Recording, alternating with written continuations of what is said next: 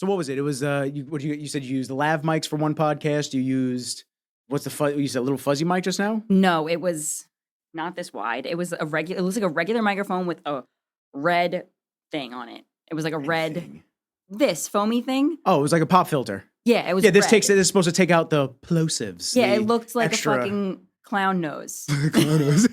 It did. And what did you guys talk about on that podcast? We spoke about, honestly, you're going to laugh at this. So it was my friend Anthony, and we always just somehow started off talking about fitness and it ended up talking about dicks. Dicks. Just right into dicks. Yes, like dick size, dick stories. All right, so what was the transition? Like how did we get from fitness to like what was the time length? Pause.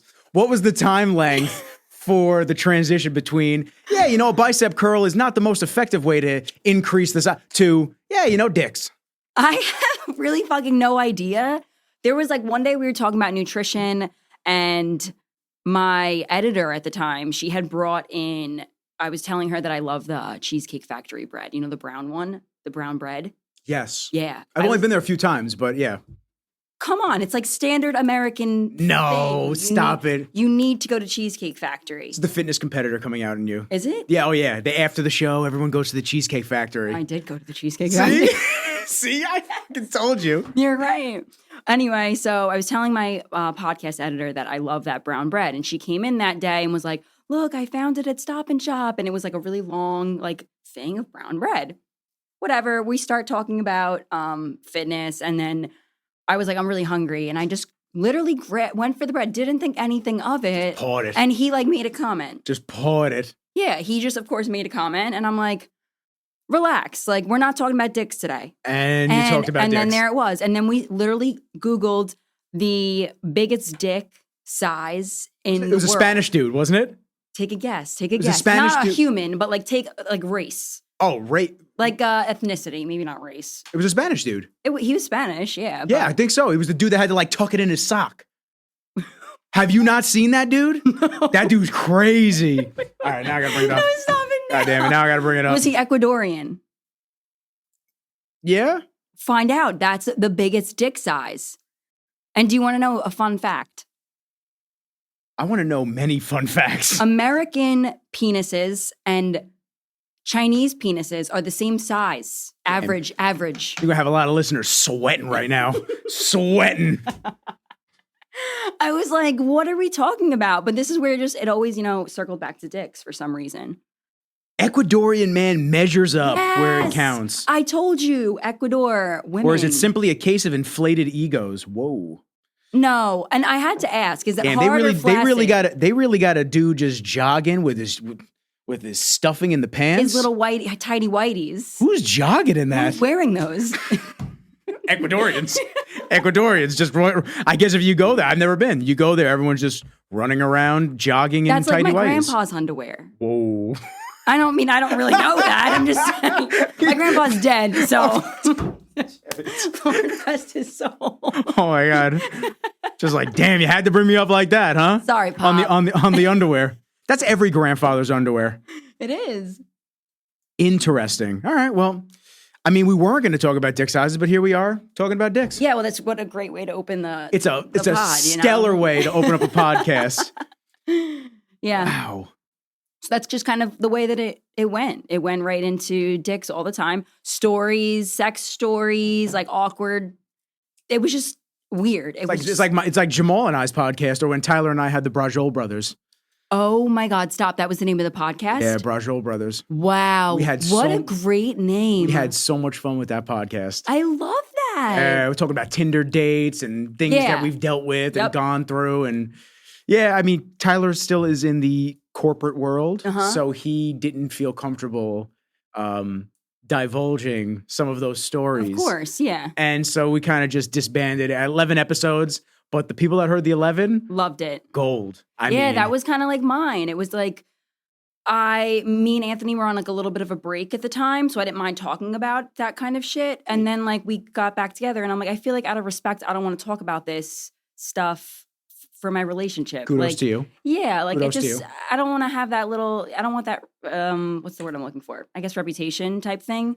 It's a reputation, but also, I mean, well, people are judgy in general. I was going to say men are judgy, but people are Yeah. judgy. So like when they hear a girl speaking some type of way, they then look at her boyfriend as like, oh, this is what she was talking about. Yeah, This and like, that. is And it's this just the like, dude? it's like a respect. Yeah. I totally kudos to you because not everybody has that mindset. No, and it was just like also again, same. It was just the same like same sequence of events, and I'm like, let's actually make this educational because we'd go in with like a small script, and then it would just be like, Yeah, it just goes everywhere. which is fine. Like it didn't care as long as it stopped going to dicks, but it didn't, and it was like It's a lot you could talk about besides dicks. There's a lot you could talk about. It wasn't just dicks. It was like awkward, like kind of what you were saying, like dating stories and sex situations and Plenty of them. fucking hilarious. But yeah, I mean, that was a great name though. I really Marshall love Brothers. Yeah, I really love that name. The cover art was phenomenal.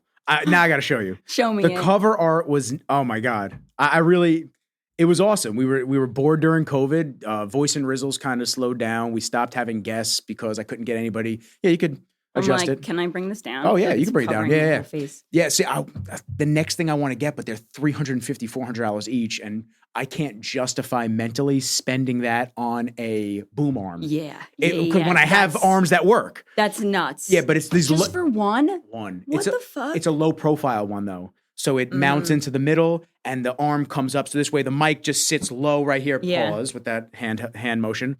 But the mic just sits right here. I don't know why I had to reiterate that. You for some did. reason. You did. You went right in. So it stays like right here. And it's good. But yeah, $300, $400 when I have the arms that work and I have tabletop ones that when I travel, I take those with me. There you go. It's perfect. When was that? That was in the fall of 21, I think.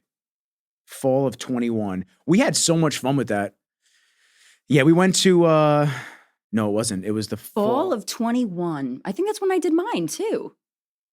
Or was it I guess fall- that was just a time to fuck around with podcasts. I think it was fall of 2020 because nope, it was 21 because Tyler and I went to my cousin's bachelor party, and for those that were avid listeners at the time, heard the stories. yeah, they You're heard. supposed to keep those where they were made. You're not supposed to announce them on a podcast. I can't. I want to tell it so bad, Take but it I to the can't. grave. Oh yeah, I love that. Isn't that Fucking awesome? mean in the background. It's awesome. Yes. It's awesome. He got the chains on him. He's like, it was phenomenal. Is Tyler your friend that you referred to me? Yes. Okay, good. Yes. Love it. So Tyler's who I referred to you, but the best part is like him standing on the Fresh Brajol case. Yes. That was a picture I took of him standing on top of White Claw cases when we first met. Like when we first started hanging out. He was standing on top of the White Claw cases on his phone going, we don't do Goose no more. All we do is White Claw. No more bottles, no more nothing White Claw. So that's what we used that as the cover photo, and it was awesome. I love it. That's pretty good art. You made that? No. Oh, I was like, no. you're really talented. No. This is the art that I stay at. Digital. Yeah, I've tried to do 3D sculpting because I want to do 3D printing. So I've tried to do. Really a thing? Oh yeah, Okay, what is that made of? resin. It's made What of the resin. fuck is resin? Resin's just like a plastic material. Am I allowed to curse on here? Oh yeah, curse away. You're I don't good. know. I don't know. You No, put no, this you- shit on like TikTok and stuff. You're And good. don't they bleep it out? Yeah, they don't let you monetize. I don't care. Okay, whatever. Yeah, Good. I'm not looking to I make have money. a fucking truck driver's mouth. Let them fly. Let them fly. So the resin is just like a plastic material that you basically it does layers of whatever you're printing. So it'll Okay. do layers and then it comes out and it has all these support beams on it. So this way, obviously, it has to be able to have structure and hold itself. And then once you pop it out, you take the support beams off, then you can sand it down. You can put like some type of a polymer on top of it where it'll hold everything in Okay. and solidify the unit even further to make So sure it is it doesn't crack. mostly plastic? Yeah, Okay, so Yeah. my question is, I don't know if you're going to be able to answer this, might not be able to. but like, you know how they use 3D printers for medical things? Yes. Like they do like a 3D printed kidney, Yes. but that's going inside of you and it's plastic. Is that like counterproductive? I don't know. They might be using other things. They may Other be using live materials? tissue inside of it. Okay. No idea. Not an expert. That's kind of crazy. I'm trying to just make a circle, and it's crazy. I'm just trying to I do it on the iPad. I'm literally just want a circle. I was Make telling a my fucking buddy cup holder. Yeah, I was telling my buddy Josh. It starts as like just a sphere, and I'm trying to make like a mask. So there's this dude who makes Oni masks. So they're Oni masks are like the samurai masks that they would wear. With Okay. I put a picture Yeah. of one up today. Yeah, yeah. And basically they wear those to fend off demons. So that's why they would wear them into battle, to scare people that they were going against, but to also keep them safe from demons, the Oni masks. Okay. So I'm trying to, there's a dude who makes them. So I'm trying to like make a mask. And it never works out. possible. No, I just wind up with 2 points. They look like tits. I wind up with 2 points and then a flat back. And I'm just like, how do I keep Most bitches these days in the gym. Yo. Oh my God. Show me the with the leggings that ride up their ass. show me the lie. Show me the lie. There ain't one. She's being too real. I don't know. I don't mean to shift to that. I don't want to be a hater. No. We're going to shift to that. We're going going- to shift to fitness stuff because that's fitness, Yeah. your beginnings, your start. I actually want to talk to you about you being a competitor as well. Okay, we can because- talk about that. As a while ago. I don't think that's touched on a lot for female competitors. Yeah. I don't think they explain the things that they go through, Mm-hmm. the highs, the lows, stuff that you have to watch out for, and your background and the things that you've gone through can help 10 other people, Yeah. 15 other people, 20 other Definitely. people. You know, Lindsay came on, Lindsay Greeley a while ago, Yeah. and she talked, I mean, she really dropped bombs, and Yeah. she talked about the real bad side of things, the great side of things. And she's competed a hell of a lot more shows than I have. Yeah. So she really was in it, you know? Just like the waves of what you have to go through and deal with, because it's a Yeah, lot. it It's a lot is. emotionally, getting into the fitness industry, seeing everybody, seeing all these other people. My buddy Josh, I know it's not his phrase, but he gave the phrase of comparison's the thief of joy. And It it's is. and it's 100 fucking it's in percent. my Like, field, it's in fitness, it's in everything that you it's do. everything. It's like winners focus on winning, losers focus on winners. Right? Yes. And that's comparison. When a loser's focusing on a winner, they're comparing themselves to someone who's in this place where they would like to be one day, but they're comparing themselves and they're hindering their progress to getting there. It just slows you down. That's all it does. For sure. Or it stops you in your fucking tracks if you're not, strong enough mentally to handle going forward. But circling back to competing, it's fucking miserable.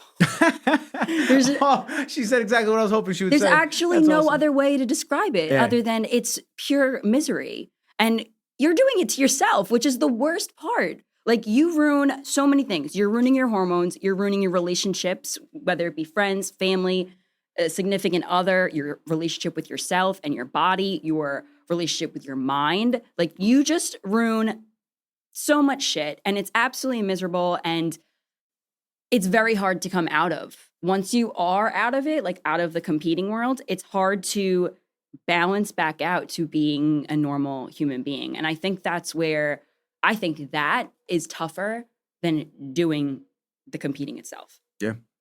Yeah, those weeks that lead up to the show, it's hard. Don't Yeah. don't get it twisted. Which I know that's not You're what you're just saying. you're in like a brain fog though at that point where like nothing feels real. You're on autopilot and Yeah. you're just going through the motions. So for you to process your emotions is like not a thing. It Yeah. doesn't happen until after the show, and then it just kind of hits you like a ton of bricks, and you're like, well, now what? I quit my career when I was competing. Oh shit, I had no idea. I went to school for criminal justice with a minor in juvenile justice. So I worked with the kids on probation for a year and a half after school, and I then got into competing. And competing took over my life so much to the point that I was not going to my cases. So like I was a case manager. I would go to the kids' houses, their schools, wherever the problem was occurring, whether it be in school or at home, I would go there and visit with them, the parents, the guardian, the teacher, guidance counselor, principal, whoever it may be.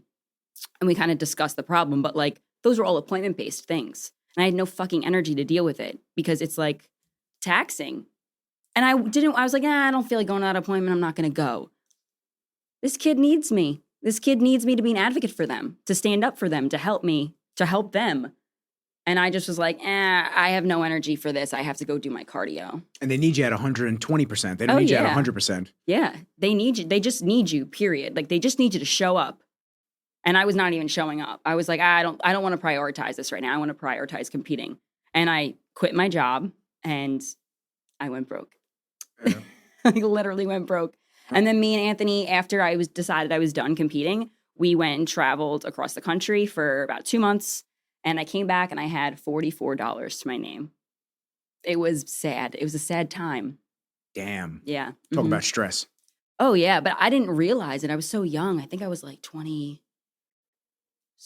or 23 at the time. And like, you don't feel the stress then that you do now that you're in your 30s, right? It's like, it just, you feel stress differently. Because you know the landslide of what things could potentially be if you don't get your shit together and you don't actually continue to make money, do what you have to do, keep certain relationships intact. And you understand now that that's a downward spiral at some point versus back then you're like, oh, whatever, fuck it. Yeah, you have so much, you're like, oh, I have time, or I have mom and dad, or I have my significant other, like whoever. You feel like you have all these people and time to fall back on because you're so young, and you don't, I don't know, stress just doesn't sit in the body the same when you're younger as opposed to when you get older. But yeah, that was my experience with competing. I don't even want to go into the actual. I'm sure you've had Dre on here, you've had Lindsay on here, you've had plenty of competitors on here speaking about like what goes on behind the scenes, and it's the same for everybody. It's an interesting world. It's the same interesting, shit, exposed but hidden world. It's very weird. Yeah. It's very weird. And I feel for people that get into this industry, not only just for the competitive aspect of it, but for the fitness aspect of it, and I've said this on a few episodes, they see that these people in magazines, they see what they look like, and they see lies. They see somebody that transformed their body in 30 days. I was talking about with eating tilapia and asparagus. Oh, God. I was talking for breakfast, lunch, dinner, and a fucking snack. Yeah. Yeah. I was talking to Craig Perlman. He was on the episode. He's an endocrinologist. And I told him when I was little, I was eating hydroxycut pills because, oh my God, really? Yeah, because all you do, I was 270. I was pre-diabetic. So like wow. all I saw, I was heavy. So like all you saw was like this dude transformed his life in 30 days. Yeah. He lost all this weight. I'm like, look how shredded he is. Holy shit. Now I understand that Buddy, if that was even 30 days, which it wasn't. No, hell no. Buddy was severely dehydrated. He took a water pill. He did whatever else he had to do. He starved himself for the entire month before that photo shoot, and they still photoshopped him. They still made him look even better or more crisp. That's the craziest part. And then regular average people step into the gym, see these, magazines, social media nowadays, compare themselves, and then go to these extreme lengths to get these results. And it's like, or if they attempt to go to these extreme lanes, it doesn't last long because it's, of course, not sustainable. And then they give up, and then, they're set 5 steps back. Or they just give up entirely. Or they get really down on themselves and they try another extreme route, because there's never just one. There's a bunch of types of routes that you can take. There's all these stupid fucking fad diets, Optiva, Herbalife, isogenics, like all. Optiva, I've seen that. I've seen that shaker come at my mom's house. Yeah, see what I'm fucking my mom's saying. House, Optiva, right when you said that to me, the packets and shit. Yeah. What the fuck are we in the military eating a fucking packet? I've told my mom. Enjoy your food. I've told my mom so many times. I'm like, yo, just go work out harder than what you're consuming. Yeah. Stop eating all the shit. Stop eating all the little snacks and whatnot. Cut the alcohol out. Just stop doing it. And then you'll see your body will change. And the thing is especially like older women. And when I say older, I don't even mean old. I mean like even my age, like 30, anywhere from 30 to 35, your hormones are drastically changing. And then obviously when you get into your 50s, late 40s, you have menopause, which is a whole nother change. But it's like doing more is not better. Like less is more with certain things.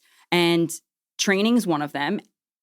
Diet's one of them. Like you don't need to go. Like I have so many people that are like, I'm tracking my macros and my fitness pal told me to eat like 2,800 calories. And I'm like, are you a fucking athlete? Are you doing 2 a days? Because you're 5'0" and 2,800 calories is a lot. Yeah, some of the calculators are wild. Crazy. I tried to help both my cousins, my mom as well. I put my mom on macros, and I told her, I was like, "Listen, you just got to keep this and that." She showed me the macros that the calculator recommended, and I went, "Yeah, I don't know about that." Yeah. I said, even from my knowledge, I don't think that that's correct. I said, "Why don't we try this? You can always add food. You can always take away food." I said, "Well, why don't we try this?" But doing that, probably isn't. And the amount of people, exactly what you said, they overestimate the amount of activity that they're doing. Yeah. It's like you're really not very active. You're really not. Yeah, you're very sedentary. That's what you are. Like your job, you're a secretary. You're sitting at a desk from 9 to 5. And then what? You go and work out for an hour and a half? You shouldn't be eating that much. At mild to low intensity. Yeah. Yeah, because, not many people work out to their full potential. Oh. So it's, I don't know, that's very different. Like, again, less is more with a lot of women. Like, you don't need to work out 6 days a week. I had a girl that came to my class last night. She was like, first time. And after she sat there and was like, hey, I can only come to your classes like 3 times a week because of the schedule and my work schedule. So is it okay if I do this? And shows me like a note in her phone. And it was 3 other days of working out. And I'm like, you're going to work out 6 days a week, weights 6 days a week. She's like, yeah. I'm like, how old are you? She's like, 32. I'm like, no. Like that for a man could work, but like for a woman, it's not, you don't want to do, it's too much stress on your body. You're not giving your muscles a chance to recover. And your inflammation levels are going to go skyrocket through the roof. Yeah, doing too much is not good. It's me right now. You're doing a lot. I'm doing a lot. Yeah, you are. Yeah. You're doing 2-a-days, right? I woke up this morning, and not to cut you off, I woke up this morning because when you said inflammation, I woke up this morning and I'm feeling it. I'm feeling the last month of 2-a-days, heavy, high intensity workouts at 6 a.m., followed by at least 5 to 6 days of rolling in jujitsu. Yep. Look at my finger. I didn't even realize. And that's just external inflammation. Oh yeah. I didn't even realize that I guess I fucked it up last night. I woke up this morning and I could barely bend it. I'm like, damn, I guess I jammed it or someone landed on it wrong. But all my joints. Oh, you said that. Well, you said that during the shoot too. Yep. You said you felt thumbs, stiff. Everything hurts. My joints are killing me from the gripping and the pulling, and my toes. My toes are killing me. No, that's like the fucking worst. It's like getting a Charlie horse. Yep. I think those are the worst. And I've been having, every time I extend my arm out after a couple hours after training, whether it's the weights or the jujitsu, I have this feeling that the arm has to crack or pop. Okay. It's almost, and then I get like tendinitis feeling in the brachialis and then right down here. Yeah, I said to myself, I'm like, all right, we got to take off tomorrow. Yeah. Like, I'm going to go to jujitsu tonight. I really want to. So I'm sick in the head. I'm going to go even though it hurt. But my ribs, so I pop my shifting ribs. Like you have Derlin usually helps me with those. So I have like, my ribs will shift a little bit and when you take deep breaths, it pinches. So he's got Oh my God, I've had that. You have to manipulate them back in. Okay, I've had that, but I never had any kind of work done on it. Yeah, before. so they can go back in by themselves, but if you want to just alleviate the pain, they got to work them back in. When you take like a big deep breath, it's like, oh yes, I've had that. It's not it feels pinching. like a rubber band is wrapped around your lung. Yeah, it's not pinching right now, but when I was grappling the other night, I was a little slow, sore, wasn't really feeling it. We're grappling and he couldn't get past me. So he like picked me up and slammed me down. And when he did that, instantly the rib just shot. And I went, oh, dude. I said, all right, you got to let go. I'm like, you got to give me like 4 minutes. So like, question for you. Why do you do that if you know you could potentially get hurt? Jiu-jitsu? Yeah. This goes for anybody that does any kind of like martial arts, boxing, whatever the fuck else there is out there. I would say that it's a challenge. It's much different than anything I've ever done.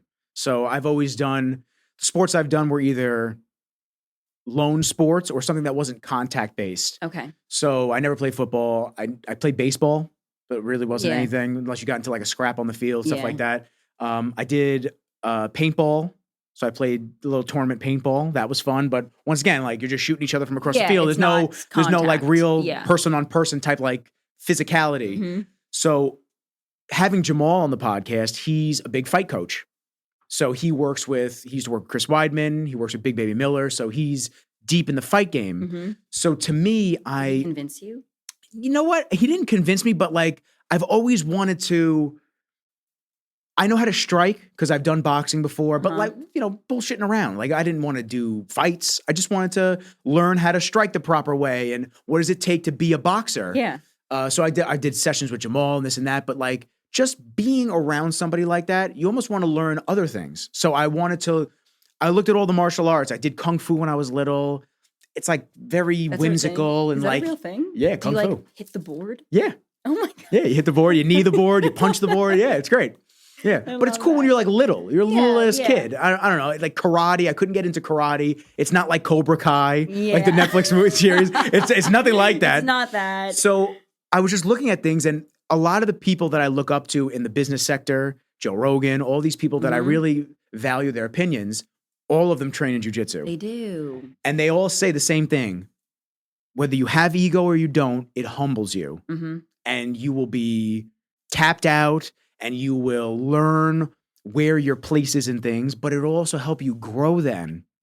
I think I told you, I'm not like a crazy person, but I'm much calmer now since I've been doing it because I'm working through things differently. Yeah. So like, I feel like you have to almost slow down and actually think of it. It's like, I mean, I don't know. Tell me if I'm wrong. I feel like it's almost like chess. yes. You kind of have to think a couple steps ahead. It's exactly like chess. Yeah. It's crazy until you do it. It's such a weird thing to talk about until somebody, and then you're in it, and you're like, oh, this is what it is. Because stress factors, right? We talk about stress all the time. So if you can inhibit that, if you can stimulate that stress response of another individual trying to break your arm or choke you out or this and that, and you've never had that experience in practice before, when it really happens, you're going to freak out and you're going to, whether it's very traumatic. So you're going to have to center yourself. You got to defend yourself. You got to be able to keep your brain clear. Yeah. So, and even taking those deep breaths, I get chills. It's weird. So how that works. So it's like, it's weird. Look, I meant to do this. See, oh my God. So the first couple times that I had somebody come from behind, they choke you, and then you have to be able to, like, the real way to do it is you have to anchor your elbows down. So I have to grab over and keep everything super tight to me. So this way they can't get that arm around. You almost want to bring them around you so they can't pull and then choke you out and you're done. So the first couple times it happens to you, though, you tap real quick because you're like, whoa, like it don't matter how tough you are. You have someone's arm around your neck. It could be the little dude that's this big. Yeah. They have their arm around your neck. You feel that shit close very quickly, and your voice starts to go. So can I put a side note? We have to come back to this about a guy that I choked 4 years ago on this weekend in front of Apex. But finish your story. Damn. So it sounds like you know the jiu-jitsu already. We're coming back to that. Hold that. Side note. When I'm done with this story, you better jump in. Go ahead. So the first couple times on the mat, you look up, I'm not going to say it's a guy thing, but testosterone, shit like that. You look up and down all the other guys. You're like, oh, I can fuck him up. I can get him. I get him. But you have no idea. You have no clue. Yeah. So like I start seeing some of these dudes roll and you're going, oh, look, some of these dudes are good. Yeah. Like real good. Even their white belts, they're good. They've been trained a little longer than you. Is it because they learned how to be very centered when doing it and they're not just calm? You have to be so calm. Yeah. So a couple times I put up a video of me rolling with my buddy Chris that I made him. He's a friend that I made in class. So we rolled. I put up a video of us scrapping it out. And then I put up the video of him choking me out. He triangle choked me, which basically is I just overextended myself. I was on top of him. Okay. I overextended myself. He raised his hips and put his legs around my neck. And then you literally just get choked out. So I tapped, but I put that up. No, everyone puts their victories up. This is humbling. Yeah. When you tap, you go, oh shit, like I have to like center myself and be like, I'm not going to win every single battle. This is what I did wrong. Exactly. So, yeah. So I put that video up and it shows that you have to work out things. So now the next video I put up the next day, I watched that video like 20 times. Figured out what you had to do. I just watched it. I'm like, I'm a little erratic. I'm a little too quick with it. I know I can overpower most of these guys, but I have to go slower. So the next night, slow. You see me, I'm working things out. I'm actually going slower. I'm looking for his knees to go together so I can do it's called a smash pass, when you put both the knees together and then you pass over the top. Because otherwise, if their knees are up and they're centered out to you, they can kick you, they can push you away. You get in their guard, which is when they wrap their legs around you and you're on top, and they just keep you away from them. So you don't want to be in their guard. You want to pass it. Yeah. So I took my time and I slowed down. Now I'm realizing it. Last night when I grappled, the same thing. I took it easy. I was going against a lot of guys that were very I strong. feel like, and that teaches you learning how to slow down in fucking anything, I guess. In jiu-jitsu is a great area. You learn how to implement that into other areas of your life. Yes. And like learning how to slow down, especially as a New Yorker, is very important. Oh, well, we're just always in a rush to not Yeah. only get to the next destination, but we're always in a rush to get to the next success level or get to the next life event level, and just things that you know we're expecting, and then you look back and you're like, holy shit, this 5 years have gone by. Yeah. What have I done? Like I didn't get just to in a enjoy any or of just it. on a daily basis, like just slowing down. Like there's 24 hours in a day, 8 of them you should be fucking sleeping. The other 8 you should be at fucking work. What's left? You know, like don't try to jam in 10 things in another 8 hours. It's just not possible, you know, and everyone tries to do it. And parents have their children in like 7 different fucking sports and shuttle them from place to place to place to place. And they're fucking miserable because they did nothing for themselves. And like, same with business owners. Like, I can speak for myself. I try to put way too much shit in that 8-hour span of time, or less than that, because I don't work 8 hours. I work more than that. But like, I try to put so much shit in that small span of time that I stress myself out. Whereas if I just slowed the fuck down and I'm like, hey, this doesn't need to get done today. This has to get done by the end of the month. Let's push it to the side and slow down. Because if you don't, what you just said, Monday passes, Tuesday passes, Wednesday passes, Thursday passes, Friday passes. Shot a week ago. We shot a week ago. A week, I know. I don't A remember. week went by like that. I mean, like I remember it, but I don't really remember. Like, Week went by like that. I know. I edited the videos, sent them to Rain. Like it. You did already. Look at Oh yeah, you. I have to. Fucking I have get to. They'll be out next on month. That's how it goes. Okay. Yeah. They'll be out next month. So On it. it's you have to. You know, I have to be, because otherwise, my biggest thing that I've dealt with as a creative is you always want your video to be a masterpiece. Yeah, but it doesn't have to be. It doesn't have to be.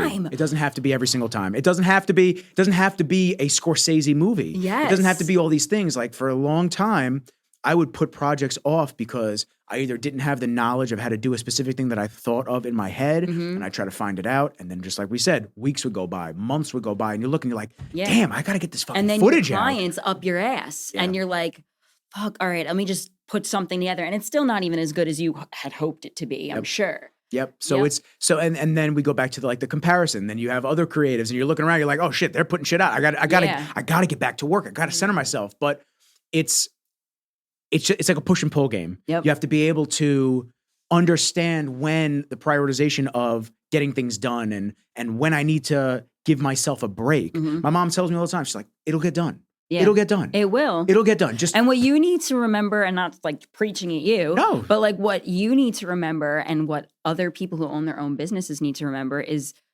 if you are being hired by somebody, you know best. Otherwise, they wouldn't have fucking hired you.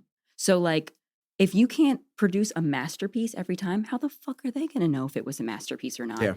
I'm sure if they attempted it, would be nothing even close to your, fucking C+ that you just gave them. You're like, yeah, here's like a C+ work, whatever. Like I had to get it done. But they wouldn't know. They think it's an A+ because they can't produce that. Yeah. So like, don't be so hard on yourself. Otherwise, they wouldn't have hired you. You're the professional, and you have to remember that.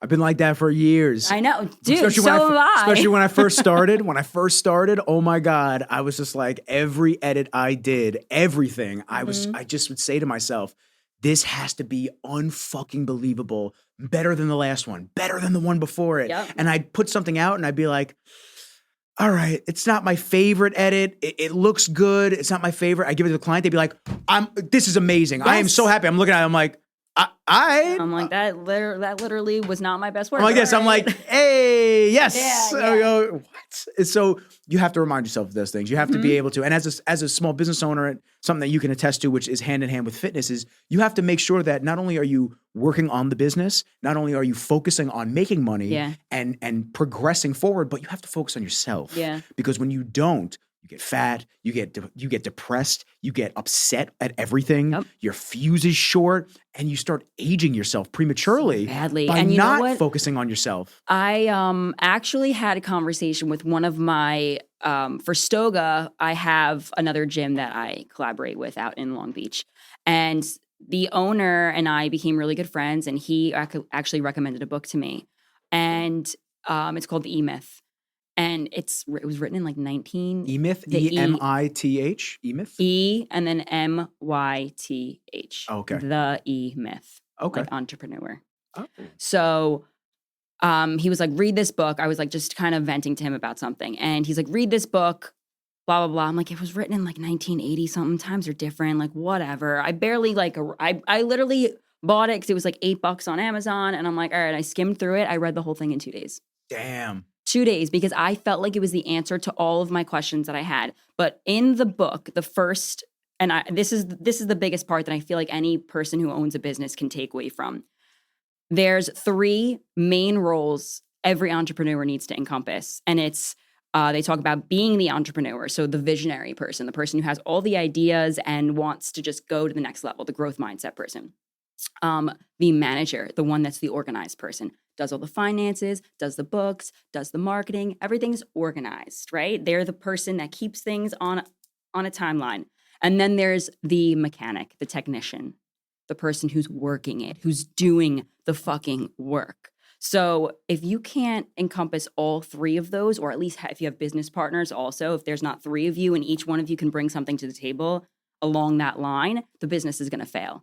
And they say 80% of businesses that don't have all 3 of those things, even whether it's in one person or 3 different people, will fail. And I'm sitting there and I'm like, and he says, most people who open up businesses are technicians who feel like they can do everything but can't.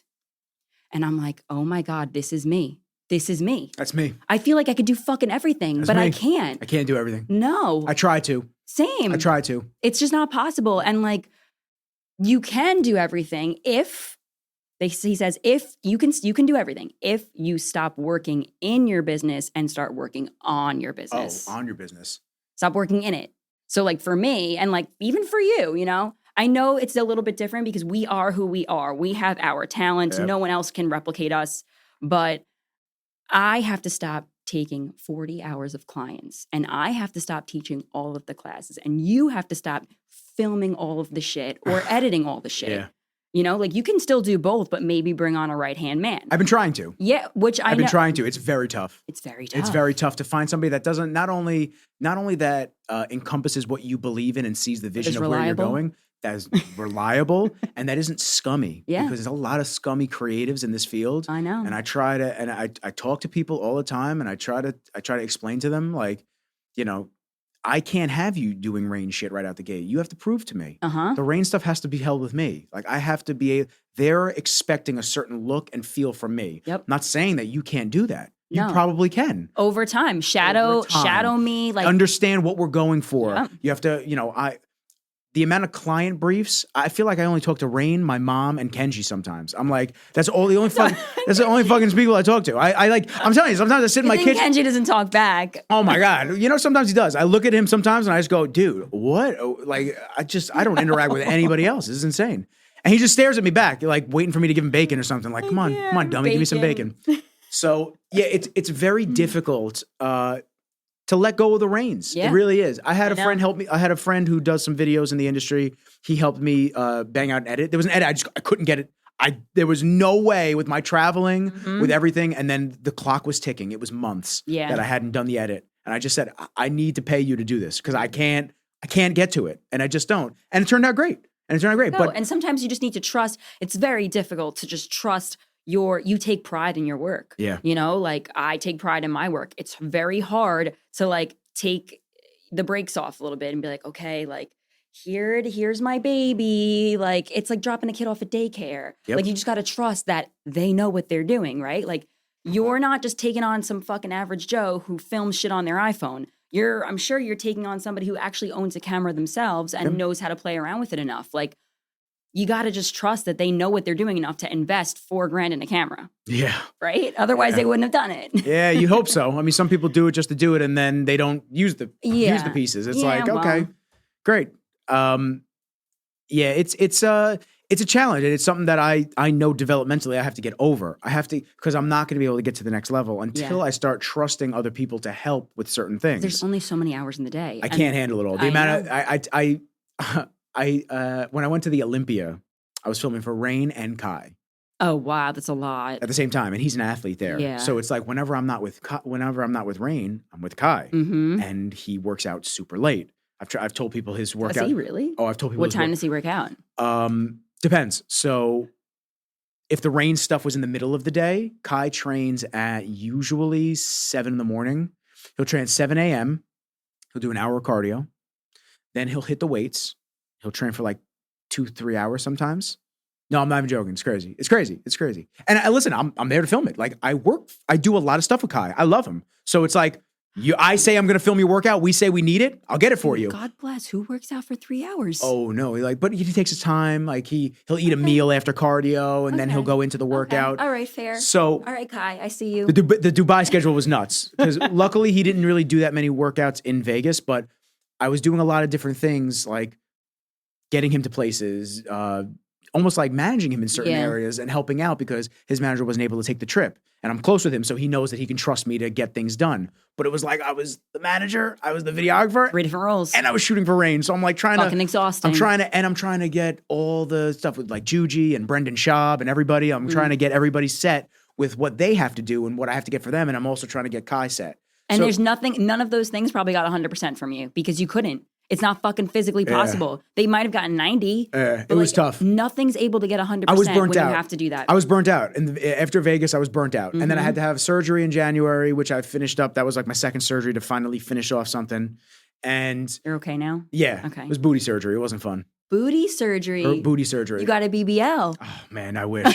I wish. I'd be making money on this thing right now. Imagine a dude with a BBL. Dumpy. I'd be making money on this right now.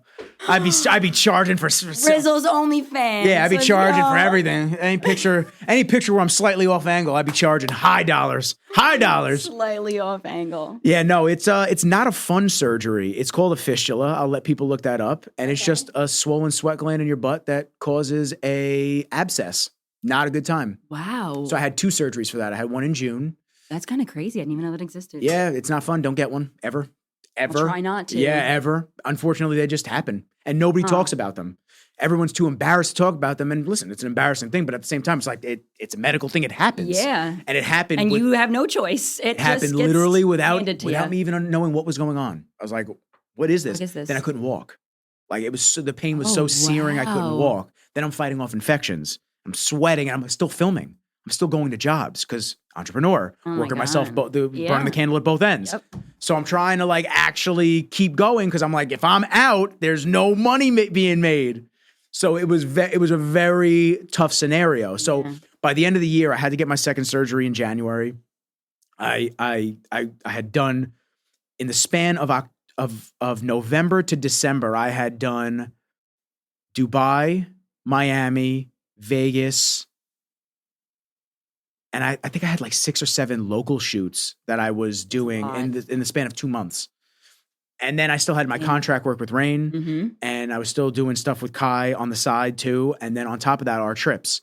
So by the time Vegas was here, I was so done. I was like, I'm so tired. And then you had time zone changes and all that, right? Yeah, Dubai was tough because, and I tell everybody this story. I apologize if you've heard it before, but it's great because of how much I did in such a little amount of time. I flew out 11 p.m.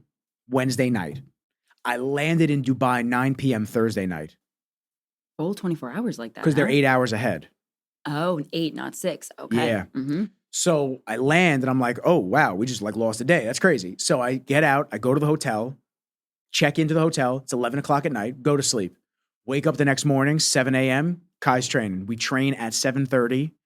We trained 7:30. He did his cardio, worked out until noon. Then What the? Wait. Then I went back to the room, offloaded everything. I just don't even want to be at the gym that long. Yeah, no. But you know what? Also, people bother him. Like and I can't even say they bother him.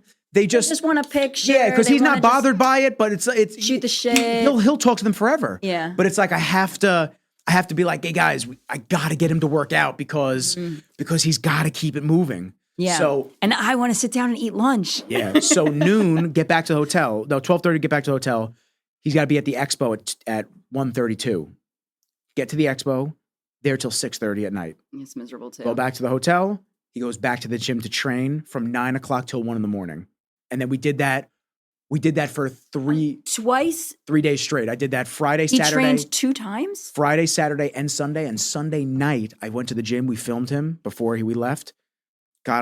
Literally left the gym with all my bags, went to the airport, 1 a.m. flight. It's 14 and a half hours back from Dubai to here. So I came home. I'm telling you, I sat on my couch. Just I was melted. like, what the fuck just happened? I didn't even feel like I went to Dubai. I was like, where did I just go? I was there for like 4 days.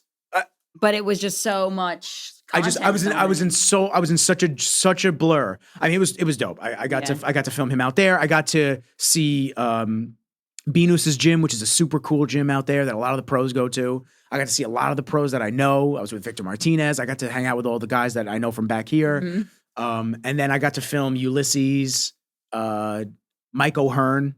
I fucking love him. It's cool. It was cool. I love him. I met him a couple times. He's a good guy. Super dope. Didn't have the dog with him, which I understand. Come on. I know, which I understand. Dubai flight. Yeah, true.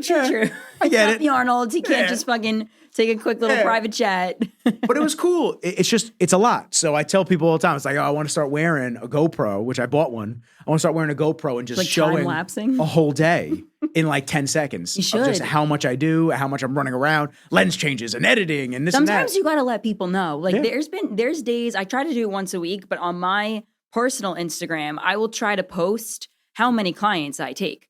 Like, and I will put a timestamp on it. Like, here's my 6 a.m. Here's my 6:45. Here's my 7:30. Here's my 8:15. Here's my 9 a.m. And like, boom, boom, back to back to back to back, all the way through to 11. Then I'll post my workout. Then I'll post my lunch. Won't post the shower because that's exclusive content. And then we post my 2:30, 3:30, 4:30, 5:30, 6:30. So people understand, like, if I'm not talking to you if I'm not texting you back right now, it's because I don't have a job that allows me to physically be in my phone all day. I am on. I'm watching someone's form. I have someone's body in my hands right now. Like, they're trusting me with their body and this weight on their back.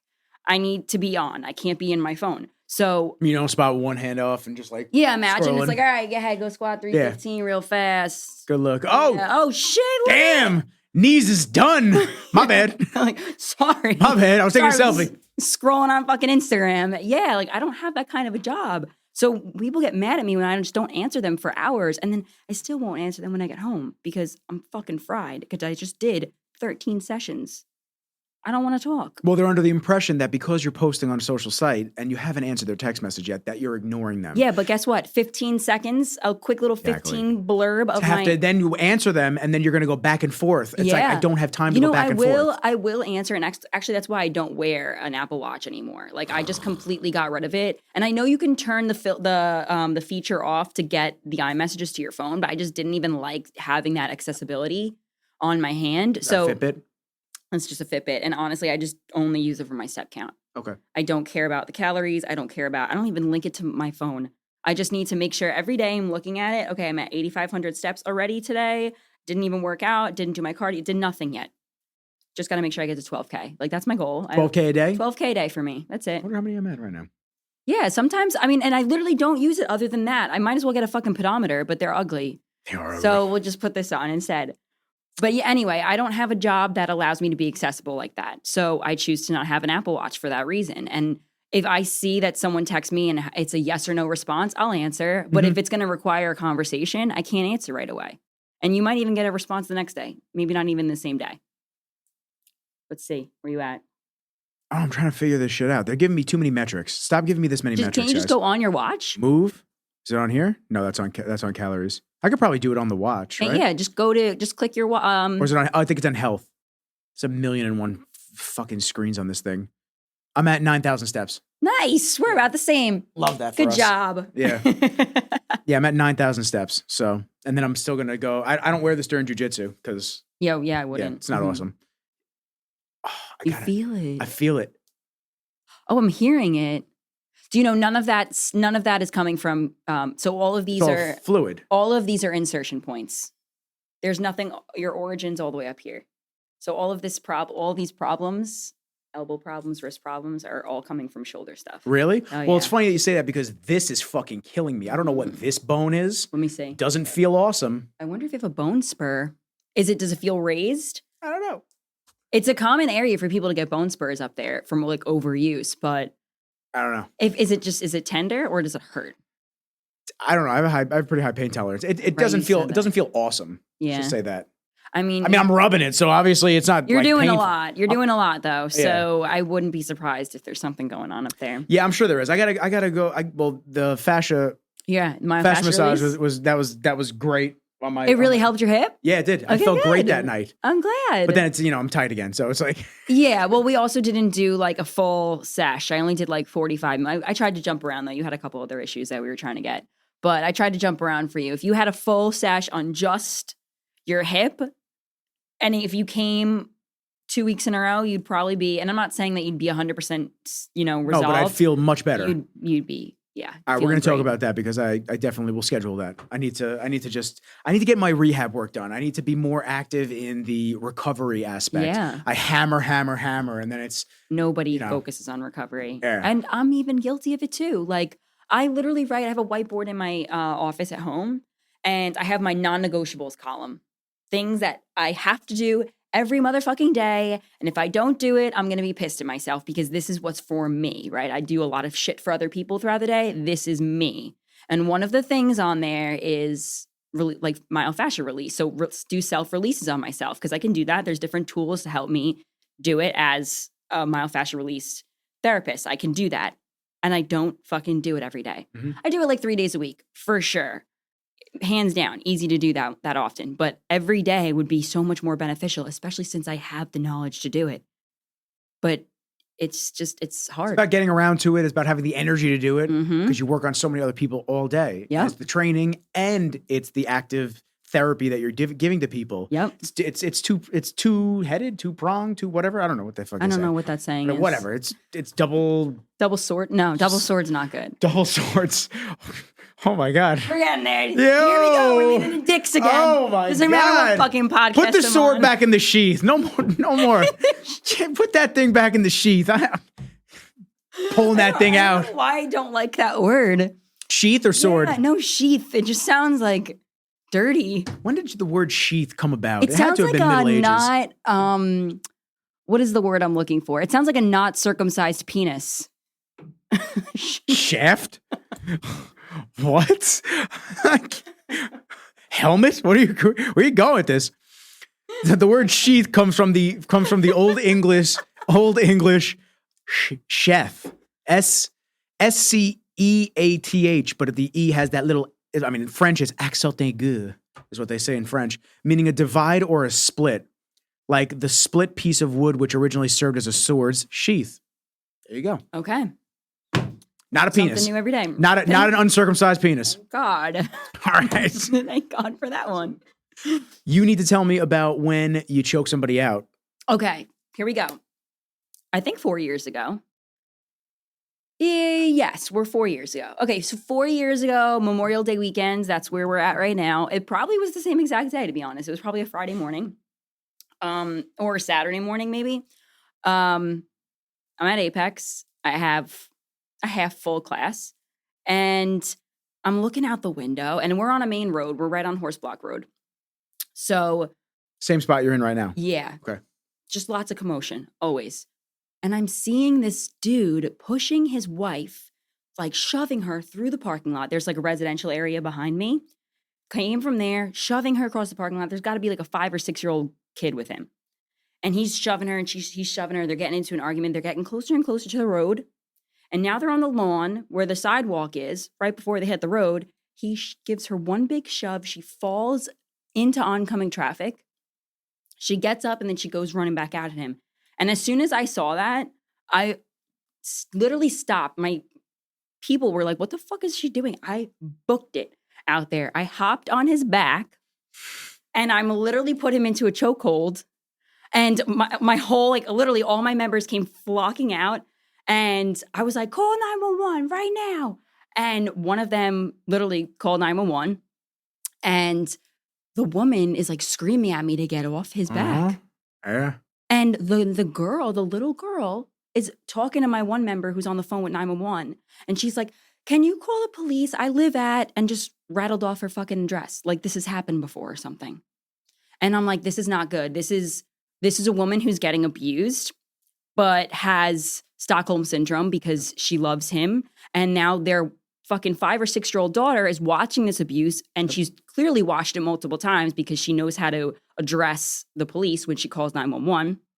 And I just put him in a chokehold and dropped him to the floor. Did you put him out? Yes. Oh, he went out. He went Out. night. So she's screaming at me, his inhaler's in his pocket. Oh, fuck. Go get it for him. I'm like, all right, whatever. I took his inhaler out, pumping it into his fucking mouth, whatever. And he like, eyes open, eyes dilated. Man was on something. Eyes dilated like bug eyes. I'm like, okay, like he's on some kind of drug. He gets up like a fucking maniac and comes after me. Uh-huh. And I hopped right back on and put him into another choke. And then he goes into his pocket, grabs something. It was a pen and tried to stab my leg. But by the time that like he went to go stab my leg, he was like pretty much out again. He was out again. And he just drew on my leg. And then on the floor. And here comes the police. And they got to make a left-hand turn into my parking lot. Directional. Sitting there. I'm on this motherfucker's back, and this cop is just sitting there waiting to make a left. Put your fucking sirens on, make the left, and help me the fuck out, sir. And he gets... Do I have to put him out again? I did! 3 times? 3! God damn. 3 fucking times.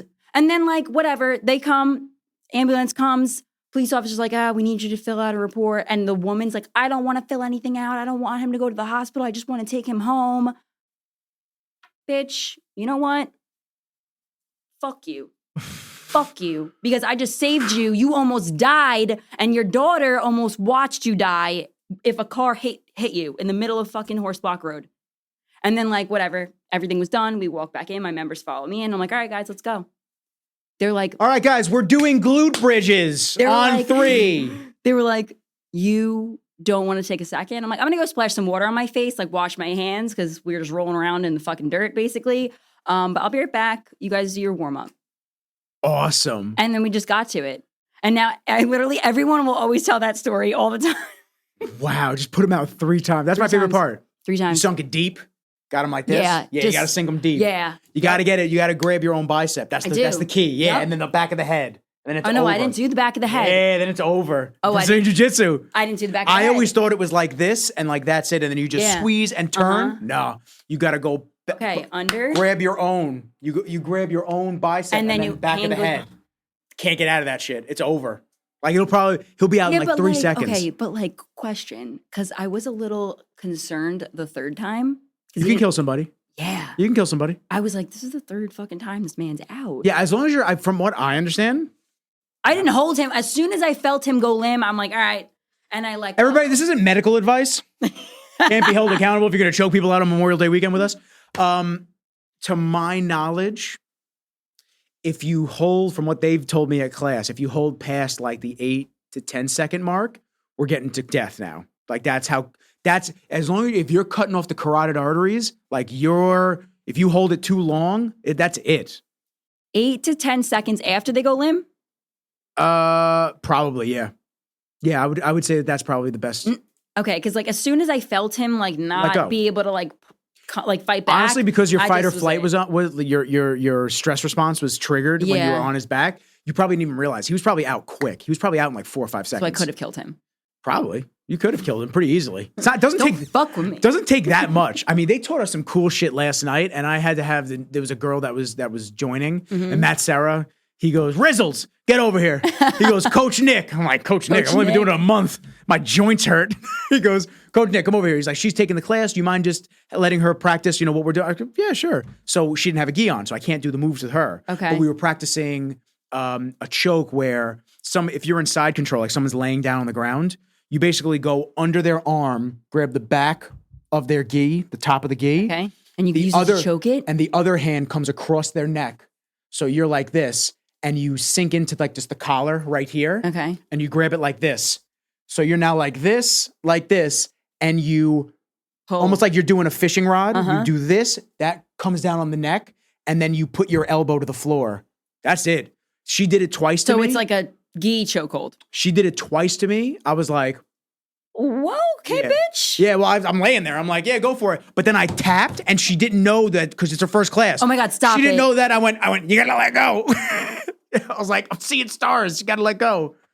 Wow. Yeah, so there's a lot of very interesting ways that you can go about that. That's why this is so. Wait, so if you see stars, because you've experienced this before, clearly. If you see stars, how long after do you think till you? I mean, if someone's really choking you, I mean, I haven't been, I don't want to be, to get passed out, but all the footage that I've seen, it's very quick, like very quick. It's within a couple of seconds after that. You're gonna have to you're gonna have to edit this part out because I need to tell you this because it's fucking hilarious. Don't tell me. I can't edit it out. Don't tell me. You can't? No, I like keeping it raw. Pause. Fine. Tell me after. Write it down. Write it down in a journal or something. I don't know. Write it down in a journal. I don't know. I keep a journal with me. It's not with me right now though, so I don't look like I don't look like I'm on top of my game. Hold on. I'm ready? really curious about this. Hold on, ready? Watch. I'll show you. Competition. You know how many times I could have killed somebody? Probably. Goddamn. Relax. We know you're strong. 17-year-old white belt. I'm not trying to brag right now. I'm baseball bat choke. So this is like I'm another. like scared. This is another choke. Oh my god, we're gonna get flagged for Metallica now. That's it. It's over for us. How long is this video? Come on, bro. Just choke him out already. I don't have time to be waiting for this. Have you ever seen that video of making fun of jiu-jitsu people? Okay, so he's got him in the choke right now. Ready? He's got him in the choke right. Wait. Right now, he's probably feeling it. Wait for the legs. Oh, there was. He's out. Stop holding him. He's out. But he wasn't out. Yeah. Oh, he is out. He's out.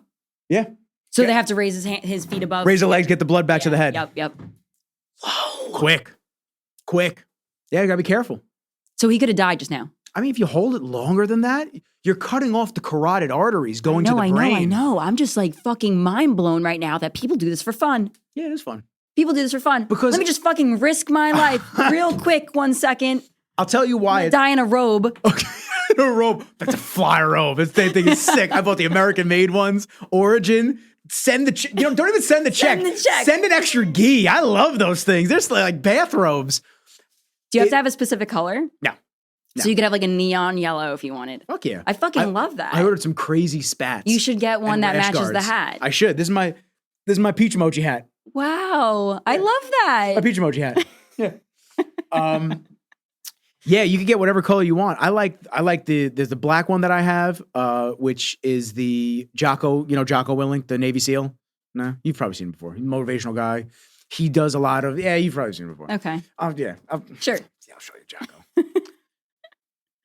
Jocko's the I feel shit. like you always throw these names out. I'm fucking horrible with names. No, you good. I'm saying you've definitely seen him. And if not, I got to show you a video because he's wild. Okay. He's the one that gets up, take a picture of his watch every morning at 4:30. I feel like you showed me him. Yeah. This dude? Is he ex-Navy SEAL. Is he the one that has the normal job that runs like 80 Cameron miles? Haynes.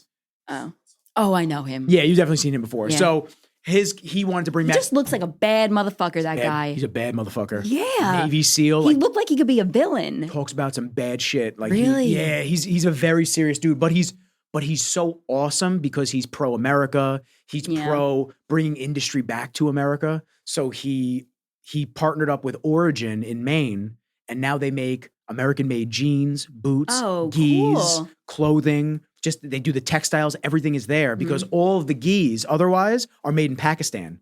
So even though they're different, they're all different. It's the same spot making the same gis. So they're just branded differently. Okay.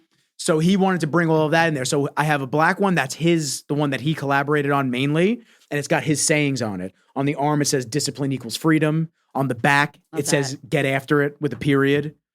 And then it's just very, just get after it. So I got that one. I got the white one, and it's got the Origin logo in purple. I love purple, the color. It's got like the Origin logo in like purple with the little shell.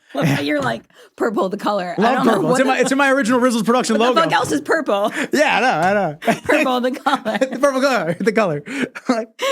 The Grimace, right? Is that the purple dude from McDonald's? Grimace or something like that? No, isn't that the eggplant looking motherfucker? What's his name? Is he purple? Yeah. Is he not? Oh. I don't know why I'm getting like pictures of Barney in my head. Grimace? He has nothing to do with McDonald's. Yeah, he is purple. Oh my God, yes. Creepy. He looks like a gumdrop. Hate him. Super creepy.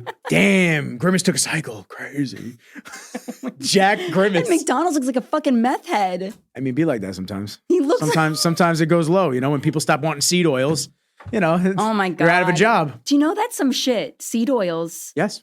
Like you read, Trader Joe's. I literally I get these dark chocolate, like Reese's cup things. You know what I'm talking about? Oh, I know the peanut butter First cups. fucking ingredient. Sunflower seed oil. Sunflower oil. Mm-hmm. What? Yeah. I thought you're supposed to be healthy. Nope. Come on, Joe. Come on, Joe. You're a fucking traitor. Come on, Trader. Joseph. Yeah, it's just the food industry as a whole is just insanity of what they allow into the foods and what they just Lidl and Lidl. Is yes, that how you pronounce that? I guess. I don't call know. it little. Yeah, the Germans made fun of me when I called it Lidl out there. Lidl, little. Yeah. Lidl, it's They called. said no, it's Lidl. So Okay, good to know. Lidl and what's the other one? Aldi. Aldi. Yes. They, from what I understand, don't allow that in the grocery stores. If you look through some of their junkier food products, Okay. you look at the ingredients, whereas a regular Stop and Shop would have the same product, but it has red 50 or red 40, whatever is in there. They don't have it. No fucking shot. There's Pop-Tarts in there. Check. Aldi sells Pop-Tarts, and I know Pop-Tarts have some shit Well, in from what I them. understand, Pop-Tarts are banned Everywhere in the else. UK. Yeah. No, like literally everywhere else except for Yeah. here. But, fitness thing on TikTok is to eat a Pop-Tart post-workout or if it's your macro cult. And then I used to eat a Pop-Tart back when I competed. That was my thing. Brown sugar, cinnamon Pop-Tart before every lift. you didn't eat that one. That's the best fucking one. Oh, my God. No, it's not. It is. We're going to put a poll down below for a clip like this. That's the best one. No, it's not. She is just delusional. What is your favorite? What's my favorite? Go ahead. Hot fudge sundae. Oh, yeah. It's not a favorite, but you have to put it in the toaster. The hot fudge sundae? Yes. No, cold everything. I don't eat the Pop-Tarts warm. Cold. This is when I ate And you Pop-Tarts. put them in the fridge cold or like No. like room temperature. temp. Room Okay, temp. okay. Yeah. I'm freezing them. Imagine. Like you go over a guy's house, and he's just like, I'm in the fridge. You wanna, The fuck are the Pop-Tarts doing in the here? fuck do you have this? Well, it's that hot fudge sundae, so I just figured I'd keep it in there. It's like, no, dummy. It's like, yeah, dumbass. That's not the best one. Yes, it is. Okay, second best. God, we're going to the list. You have a Pop-Tart list in your... Google has one. I should just ask AI. Best Pop-Tarts. That shit's scary. Best Pop-Tarts. Should I ask AI? Ask it. Do you have like how Best selling Pop-Tarts. What exactly is it? AI. what is- what is it? An app? It's artificial intelligence. No, I know, but is there an app associated with it? I never used it before. Chat dot what is it? Chat.open.ai. Okay. Or no, chat.openai.com. Okay. Chat. Why are you saying it like that? As if it could hear you? Like Alexa. Oh my God. Chat? Imagine it just went, yeah? What do you want? I was taking my coffee break. What are the best selling Pop-Tarts? I thought you just talked to it like Siri. Yeah, you just vote me? Oh, I'm trying to do for the audio listeners. I thought that's what AI was. As an AI, I don't have access to real-time sales. Sick. However, hold on. The popularity and best-selling flavors of Pop-Tarts may vary over time and across different regions. Some of the popular flavors, as of my knowledge, strawberry. They're giving me all the basic ones. Brown sugar, cinnamon. Fuck yes. S'mores. You are wrong. S'mores is fire. S'mores is fire. That you have to put in the toaster. Frosted blueberry. I like frosted blueberry. Ew, oh my God. My parents used to get like the big pack at Costco. Wait it was strawberry, brown sugar, cinnamon, and the cherry. I threw the cherry out. No. Threw it out. Did you know that there's a common correlation with communists and not liking cherry Pop-Tarts? That's you. You're a communist now. Cookies and cream is number 6. So cookies and cream's all right. Yeah, I'm not giving you the brown sugar. I'm just not doing it. Okay, we're going to put the poll up. Put the poll. Best selling Pop-Tart. AI fucking sucks. They were just born. They don't count.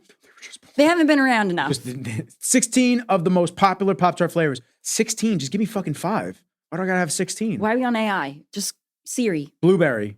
That's number 1? I don't think this is in order. Blueberry, s'mores, brown sugar, cinnamon. Brown sugar, cinnamon Pop-Tarts remind me of a fall in a toaster pastry shell. If you're craving a tasty fall dessert, these can satisfy your craving in a pinch. And Okay. they spelled your wrong, and that really bothered me. And So this is supposed to be AI. This is an AI. No, this is an AI. Oh, I'm like, come on a website. on. No, this is a human being an idiot again. Cherry. Don't make a face. Do you know what's funny though? Chocolate chip cookie dough. Do you know what's funny though? What's funny? I haven't heard hot fudge sundae on there once. So The list has been small. Hold on, let me see. Chocolate chip cookie dough. Cookies and cream.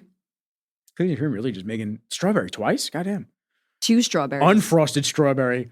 Who Who the fuck is likes eating unfrosted? What the fuck?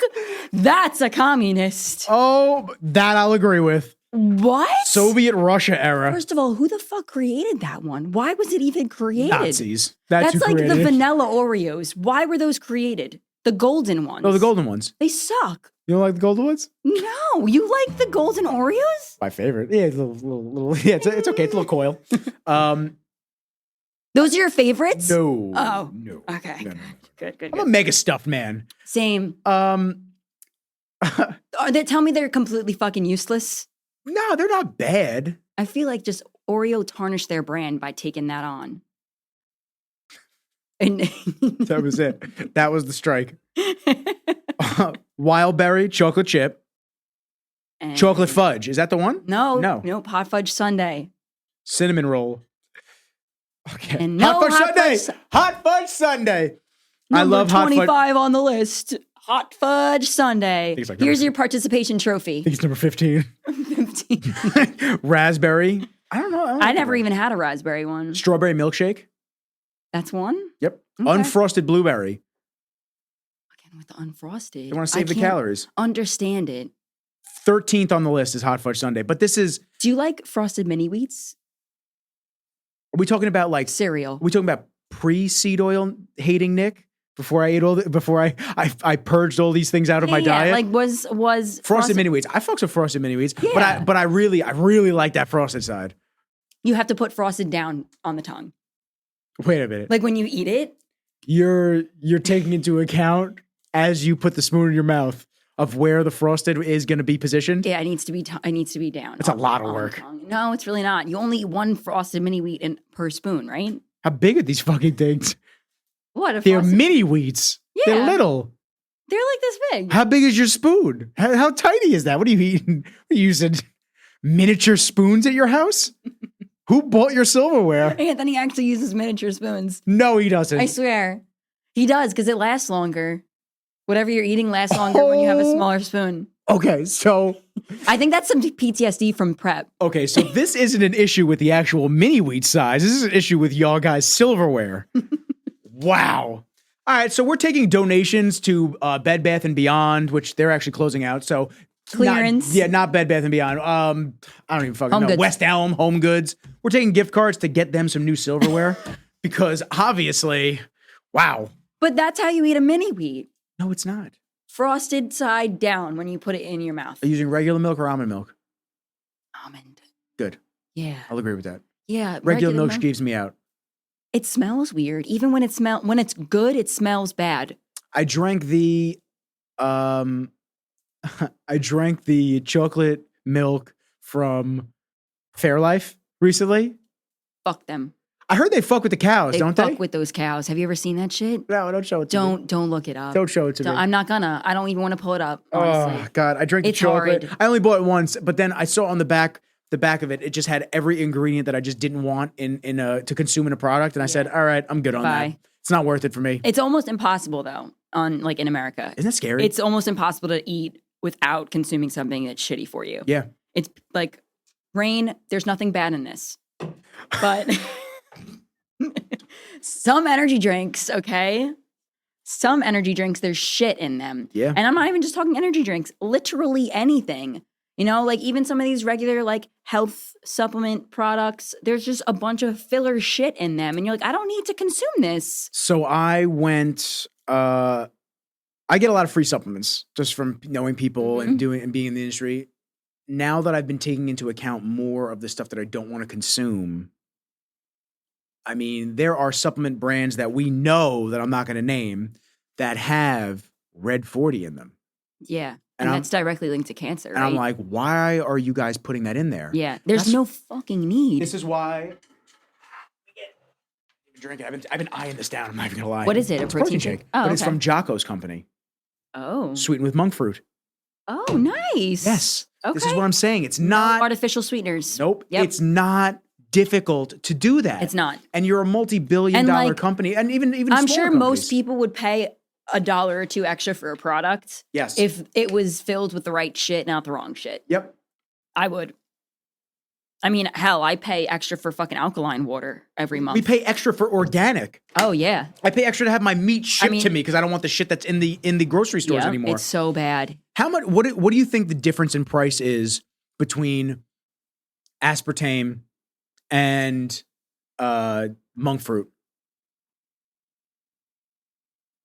I'm curious. Like I don't know. Just like on a buying Like if you were to buy a to sweeten 5 it. thing of protein, sweeten like it. a 5-pound thing of protein.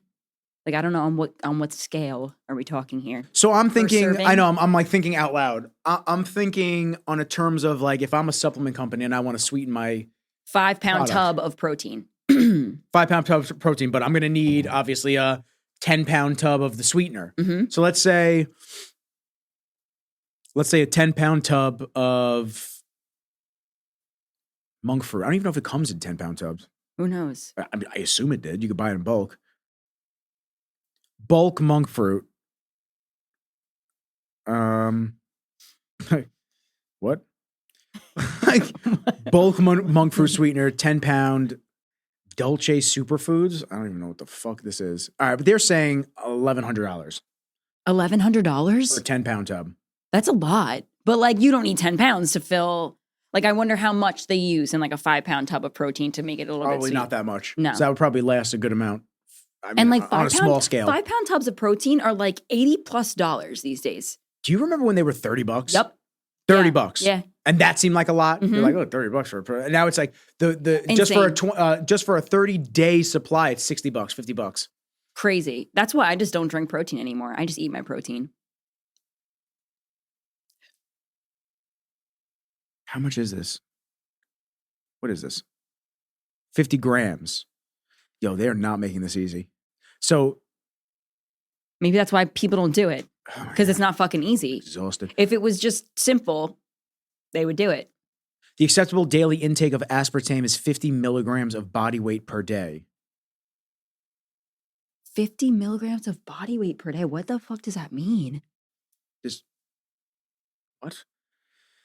Oh, for fuck's sake! I'm really going down the rabbit hole. What is this? 2 a. What is it? 2 a.m. I feel like I'm just scrolling right now. The acceptable daily intake of aspartame is 50 milligrams Per pound? per kilogram of body weight per day. This is from Europe. That's a lot of aspartame. 50 milligrams per kilogram of pound of body weight per day. So let's Kilogram's 2.2 2.2. pounds. Okay. So here, let's do this. 205 times 2.2, right? Mm-hmm. So I weigh 451 kilograms. No. Yeah. Really? Yeah, it's like double. Hated seeing that. $400. God damn. So 451. So then that would be 451 times. Yo, if I sound like an idiot on this, guys, I'm sorry. Math and me, we ain't mathing. 451 times 50 because it's milligrams. So that would be 22,550 milligrams. But what is that in grams? Because 1,000 milligrams or 1,200 milligrams is a gram. You're asking the wrong person about that one. Oh my God. 22. I'm here though now. And now I gotta just finish this. 22. I gotta finish making this fucking supplement right now. 2,550 milligrams to grams. Is this going to work out the way I think it is? Okay. So they're saying, if the math was mathin', that's what the kids say. They're saying my tolerance per day at my body weight would be about 22.55 grams of artificial sweetener. What? That's kind of a lot. That's what I'm gathering from that. If they're saying that you can have 22 acceptable daily intake of aspartame is 50 milligrams per kilogram of body weight per day. 22 grams is a lot, though. It's a lot. Like I'm trying to think of like rice-wise. Like I think Actually, is it a lot? it's a lot. Like I'm just thinking, I think 72 grams of rice is a half a cup 72 grams? of rice. I'm almost positive is a half cup. So it's like a fourth of 64 grams. Close. okay, 64. 64 grams so it's like, or 2.25 okay, ounces. so it's almost like a fourth of a cup. So literally take a fourth a cup and scoop an artificial sweetener and then just like pour it in. Yeah, I'm good on that. Yeah, me too. Fuck that. I'm good on that. It's a good way to segue, though, into what got you into fitness. What got me into fitness? A breakup. Wow. Welcome to the dark side. Yeah. No, that's not All it. of us, imagine. That's what got me into competing, actually. But what got me into fitness was my track coach, my high school track coach. I was an athlete my whole life. And then I decided to make hurdles. Can you see me as a hurdler? Like Hurdler. a hurdler. That's when you guys do like the running and you jump over those The hurdle. stations. Yeah. Hurdle. Yeah. Sure. So that's what I was. And I needed more powerful legs. I needed just strength, period. So my track coach had to stay after and go into the weight room, and he taught us all these things. And that's kind of what sparked me getting into the gym, That's awesome. the weights, because I was always like a cardio bunny. I'd go to like LA Fitness and sit there for 40 minutes and hate it. That's the first step for a lot of especially females. Yep. It's the first step into it. I don't know if it's because the weights are intimidating or they just don't know the direction to go in. I but think that's what it is. I But think you they just also go right to the think- cardio. I don't want to speak because I don't know that side of it. I mean, I think now, like this era is different.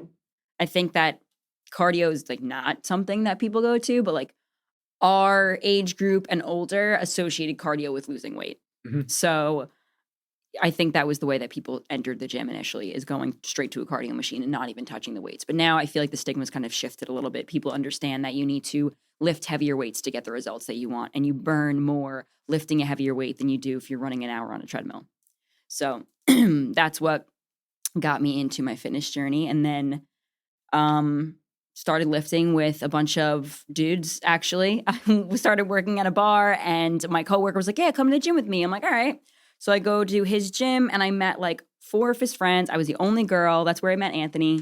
And I was the only girl, and I lifted like 4 dudes for a couple years, and that's where I pretty much learned everything. They convinced me into prepping for a bodybuilding show when my relationship ended, and then I kind of just got with Anthony, and we both competed, and now here I am. And you realize that just wasn't the life that you wanted or to continue. Absolutely not. And you know what? Definitely, because since I've known you, you've shifted away from that and you've been more on the side of, like you were talking about and preaching about earlier, more reserved and taking the rest that you need. And you don't have to hammer it every single day.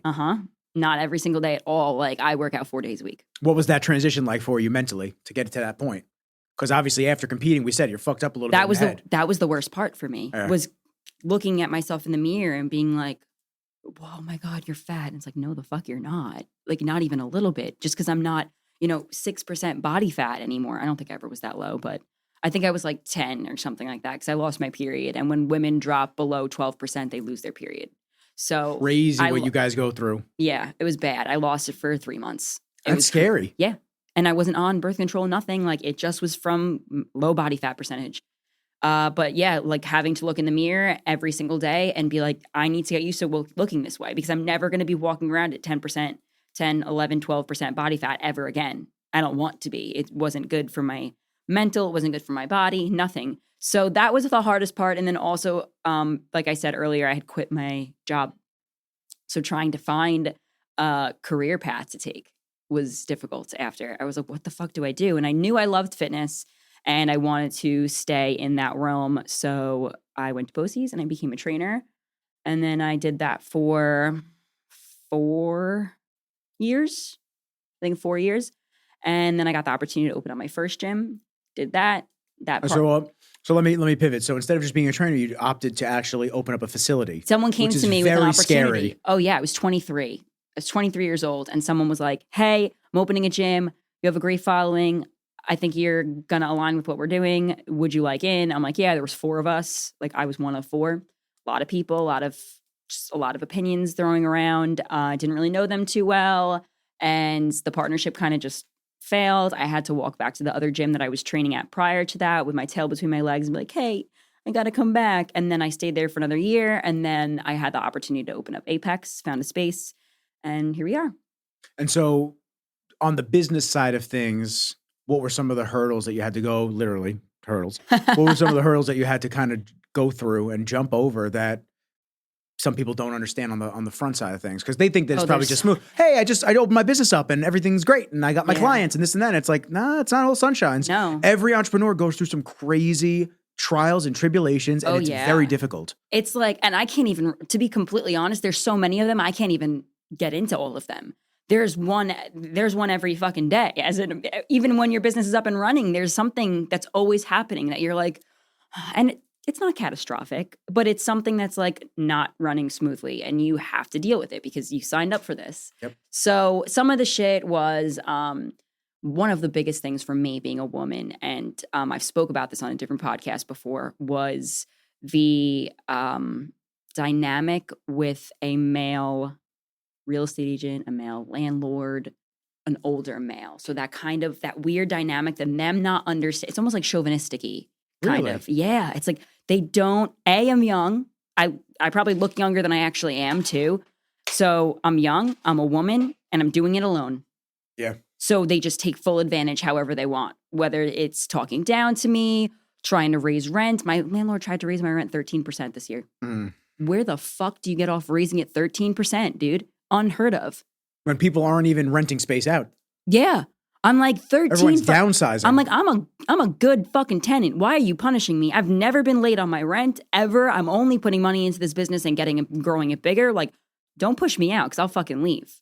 And like, because they have that, because there are a lot of men in the business, a lot of business owners and real estate owners are men. And it's very difficult for them, an older man, it's very difficult for them to wrap their head around a successful woman entrepreneur who demands equal respect.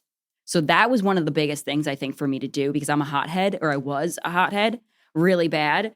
And I reacted all the time to this, and it would just tarnish my relationships with these types of people. So I think that was a huge thing. And then obviously there's staffing, there's just building things, period. Like I built Apex, all of it by myself. I did not hire somebody to come in and do it. I painted, I put the wall together, I put all the equipment together, I laid the mats. Everything's been done by me. The only time I ever had somebody come in was last year to paint, because I'm like, I'm fucking done painting this place. Yeah, I'll happily pay somebody to do that. Yeah. So, but like, other than that, I don't pay anybody to do any of the work. I do it all. So that's difficult, obviously, as well. It's not my line of work, putting shit together, putting machines together, but you figure it out. And then staffing's hard, putting the right systems in place so that everybody's kind of being trained the right way, ringing things in the right way, conducting themselves the right way, representing the brand the right way, and it all just kind of flows in unison. Otherwise, it's just a shit show and everyone's doing their own thing and there's no community and there's no brand. So that's difficult. That's something I'm still working on also, and I think that any entrepreneur should always be working on making their brand better and making their people better and the people who represent their brand better. So that's a huge challenge in itself, because you have all of these individuals who want to be individuals, but you are like, hey, you're under my roof, and I'm a approachable person, and I would hope I'm a likable person, and I try to be cool with everybody, respect me and I respect you, and that's it.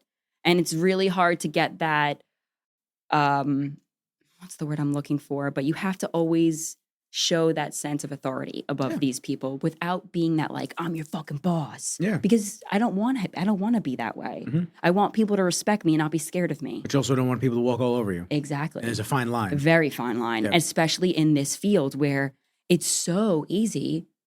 People think it is, but it's so easy for trainers to go off and do their own thing, whether it be online, open up their own place. That's not easy, but people find a way to do it. It is easy and it's not. That's the thing. It looks easy. It's easy, like going back to when I was telling you about the E-Myth.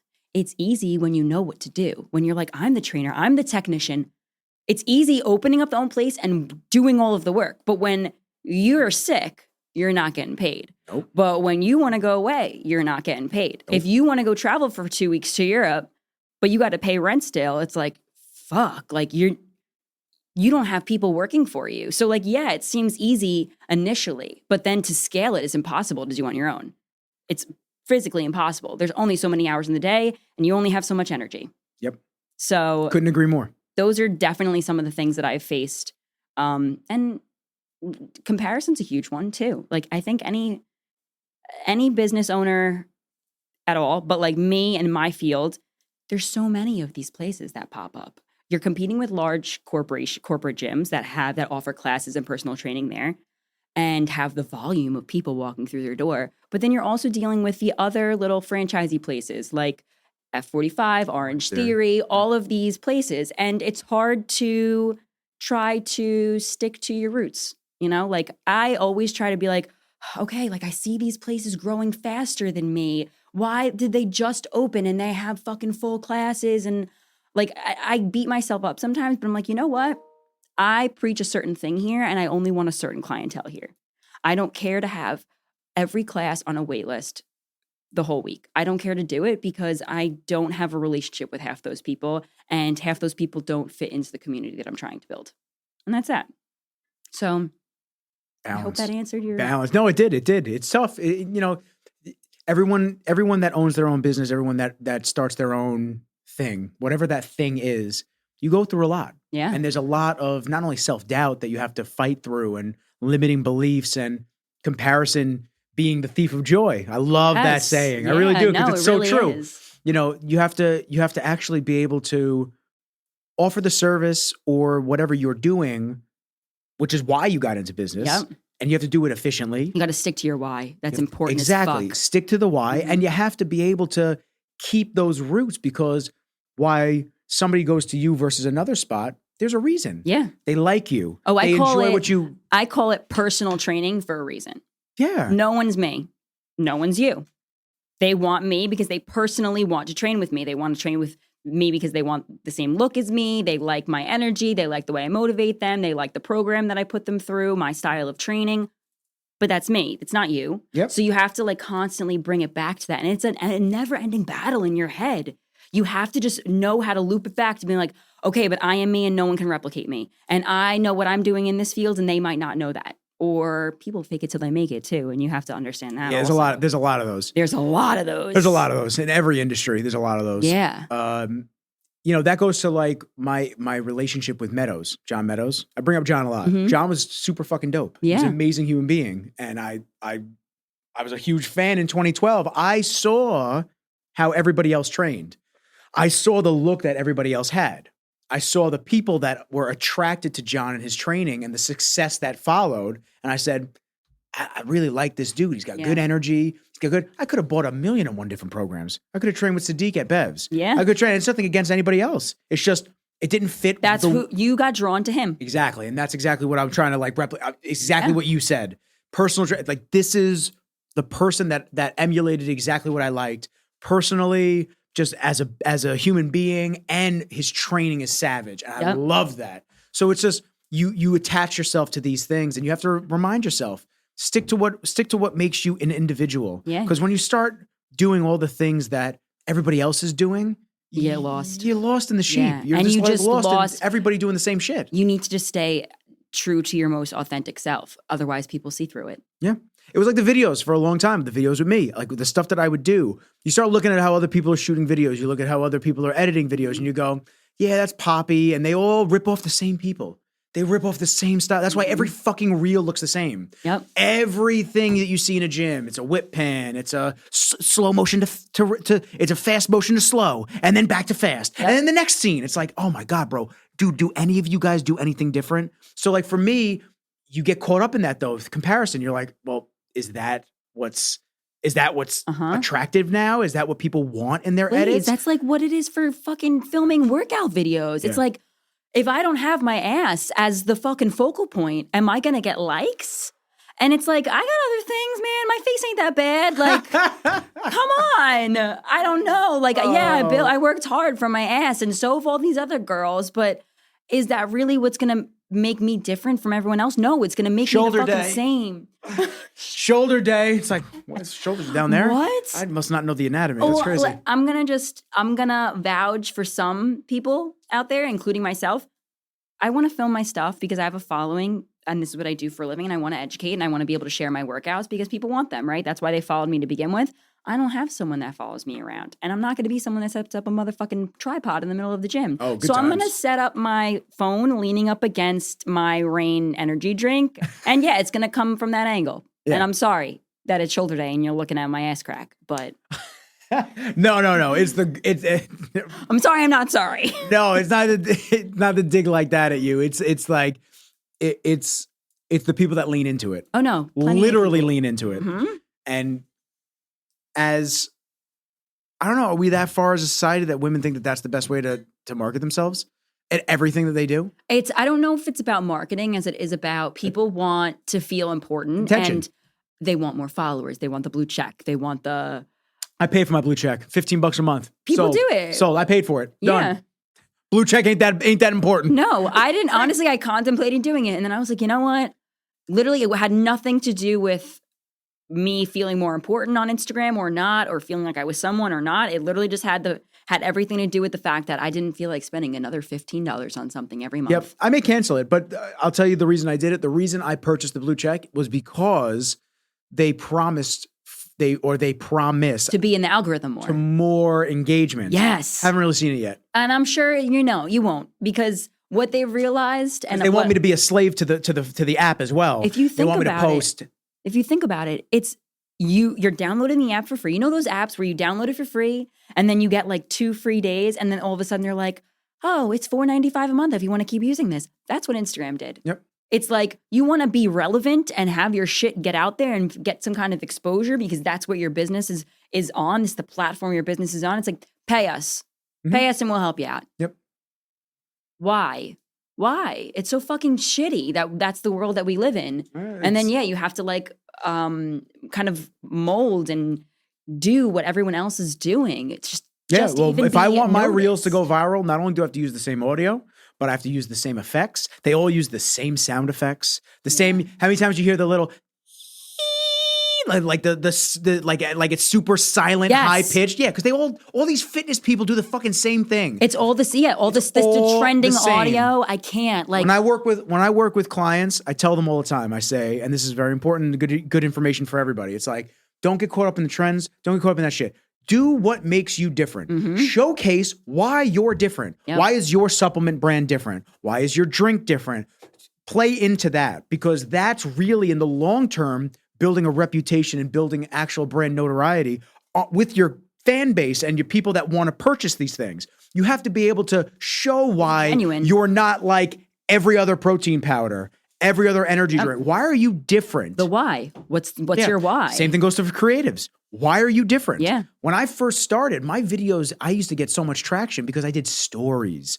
I had people sit down and I'd do an interview with them. And tell their story. And then I would put the footage of them training over top, but it would be shot in a way where the workout was the exciting part, but the story would hit you home. Yeah. To this day, one of my favorite videos, and it's not even technically amazing, was Steve Peoples, dude from Bev's. He sat down. First one I did like this. He sat down. I said, "Hey man, what got you into fitness?" And he goes, "Oh man, well, probably started when my mom died." And I went, Whoa.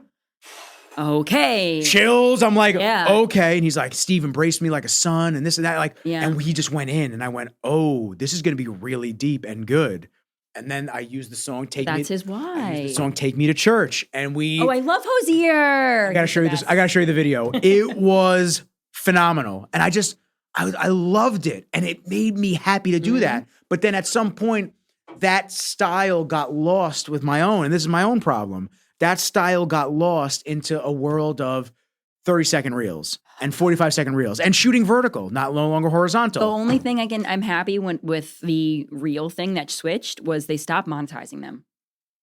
Yeah, I don't know. I like to having a couple extra $100 a month. I didn't mind it either, but I also hated seeing 5-second reels Yeah, because of a people are girl trying to fucking maximize. foam rolling her ass. Yeah, Because a creepy dude just wants to sit there and watch his girl's ass. wild. 5 seconds, 5 seconds, 5 seconds, 5 seconds, 5 seconds. Wild. They just got 20 fucking views off one dude who just wanted to stare at her ass a couple more seconds longer. Yep. It's crazy, crazy. But I'm glad. I mean, like, I'm happy because I don't have to see that shit anymore. And I felt like I had to kind of fall into that like 5 second. I literally remember creating a reel where I had my foot up on a bench doing a step up. And that's all that it was. It was just me doing 1 rep of a step up because that was a great angle for my ass. What did you get? How many views? I don't remember.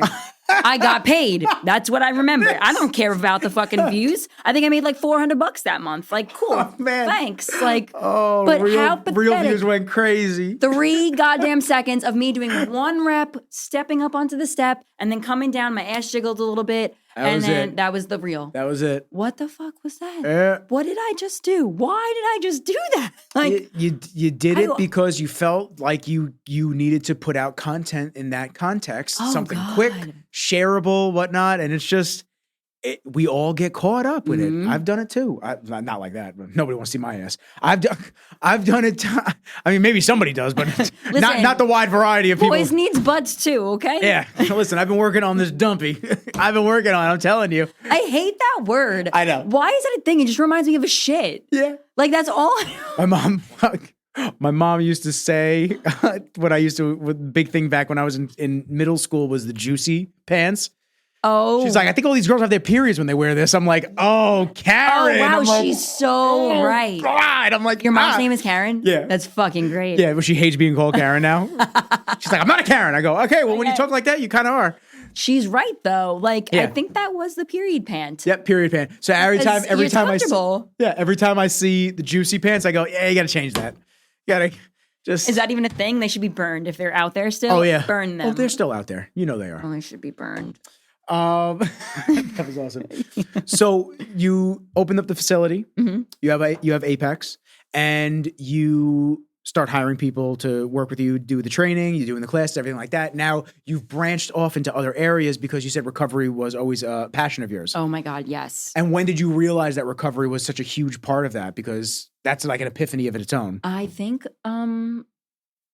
maybe 7 years ago. Yeah. Nothing happened. Never had a serious injury. This isn't real wood. Knock on wood. I think IKEA. I don't know. And this is real wood. This is for sure. I'll tell you what. They charged me like it was real fucking wood. Fucking IKEA. Sweet. Never got a crazy injury, thank God. But I always had, and I know a lot of females can attest to this. I always had that pinching in my hip, in the back of my hip, in my lower back. Is that where like the dimples are? Yes, and I'm sure you have it too. A lot of people have it.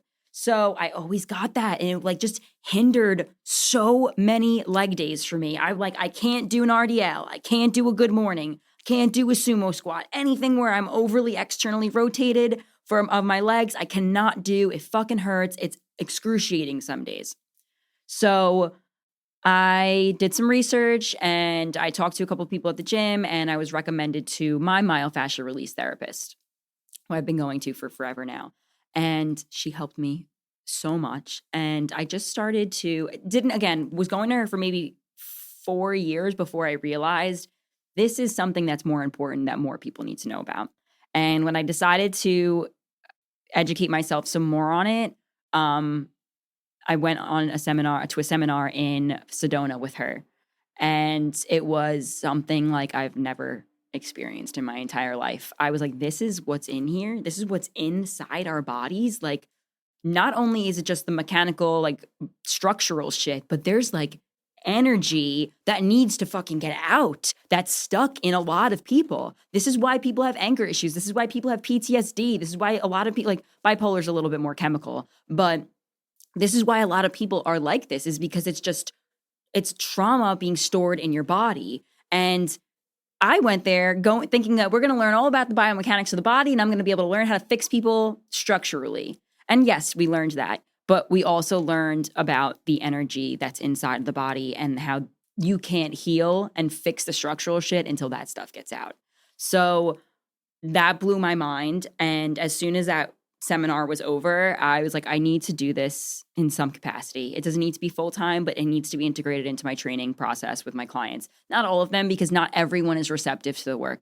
If you don't know how to allow yourself to be vulnerable in someone's presence, you will not benefit from this work at all.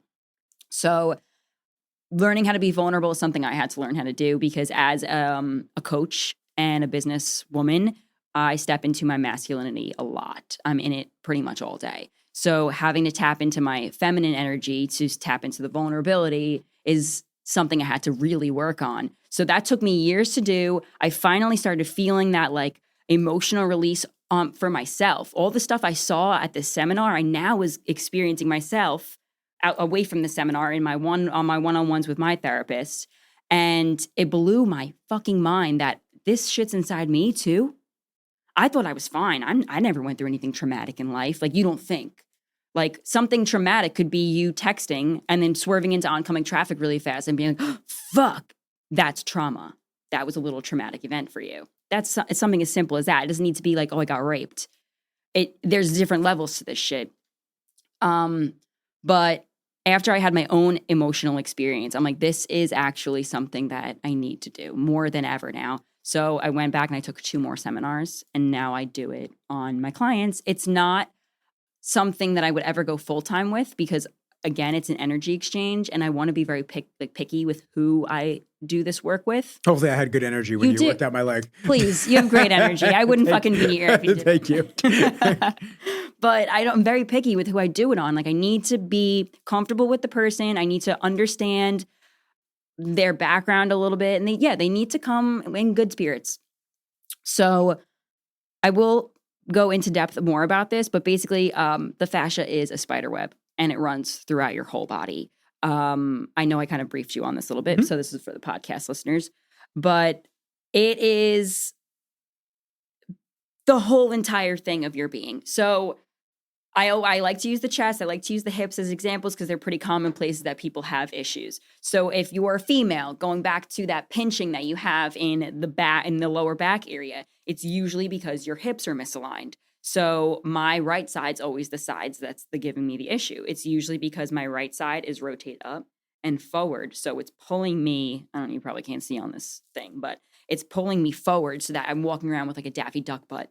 Okay. And that's pinching all this shit back here, right? Like, how can you move properly? Like, we're not meant to walk around like this. Nope. So releasing the hip flexors. So you're taking care of the front of it actually to elongate the hip flexors so that your pelvis can tilt back underneath and be realigned so that we don't get that pinching, because that pinching is actually the upper part of your glute. It's called the piriformis, and it's so stretched out. And underneath it, very like super, super deep underneath it is called, is the sciatic nerve. So your piriformis is pressing down on your sciatic nerve and causing you to feel that pinching. And a lot of people experience this, and this is super common with almost every single one of my members, every single one of my clients. And that's something very basic that I can fix. So do I do full sessions with all my clients? No, but they come in, they do a couple rounds of squats, like, oh, my hips are bothering me. Okay, cool. Hop on the table, traction your legs, release the hip flexors. Go ahead, try your set now. Boom, boom, done. Great, awesome, feeling great. And now we can go through with the rest of the set. So I love this work for that reason, because I get to fix people from the inside out. And now we can really load the weight on and not build upon the imbalances that you had. We can fix the imbalances and progress further that way. So that's awesome. What were some of the things that you experienced out in Sedona that you were telling me about? Whoo! Boy, there was some shit, man. I'm not going to share that woman's story because that's not my place to share it with all these people. I will share my own personal experience, which I briefly told you about. Pretty much we do full body traction. So there's groups of 4. One person's on the table. One person is tractioning arms. Traction means pull, for those of you who don't know that. Stay up on that mic. See, traction means pull. Pull yourself back to the mic, Amanda. Pulling the arms. One person's pulling the legs, and the other person is compressing the diaphragm, which is like right below your rib solar cage. plex area. Correct. Lots of energy being exchanged, and there's 80 people in this room, and you're hearing people who are okay with being in that vulnerable space pretty quickly, releasing emotionally, crying, screaming, shouting, whatever it is, shaking. And I was on the table, and there was a guy, older dude, and I didn't see him. I had my eyes shut. I just heard him like scream so loud.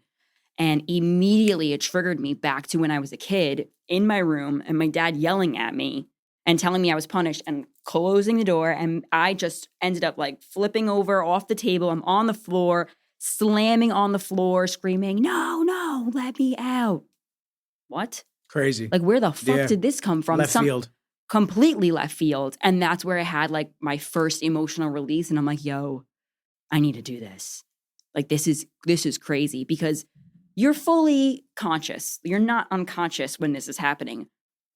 And it's not always enjoyable what you're experiencing. You're crying, you're feeling pain, you're shaking. I was shivering. My jaw is, I suffer from TMJ. So like my jaw went like this Damn. uncontrollably. Like I was shivering, like out in the cold. And it was just so much energy here. It's not enjoyable, but almost in a way you want to dive deeper into it. Just to get rid of it too. Yeah, you're like, Purge the body of it. it's almost like euphoric, kind of. It's like, let's go. Like, going into the fear, diving into the uncomfortableness, because I know that on the other side of this is freedom and relief.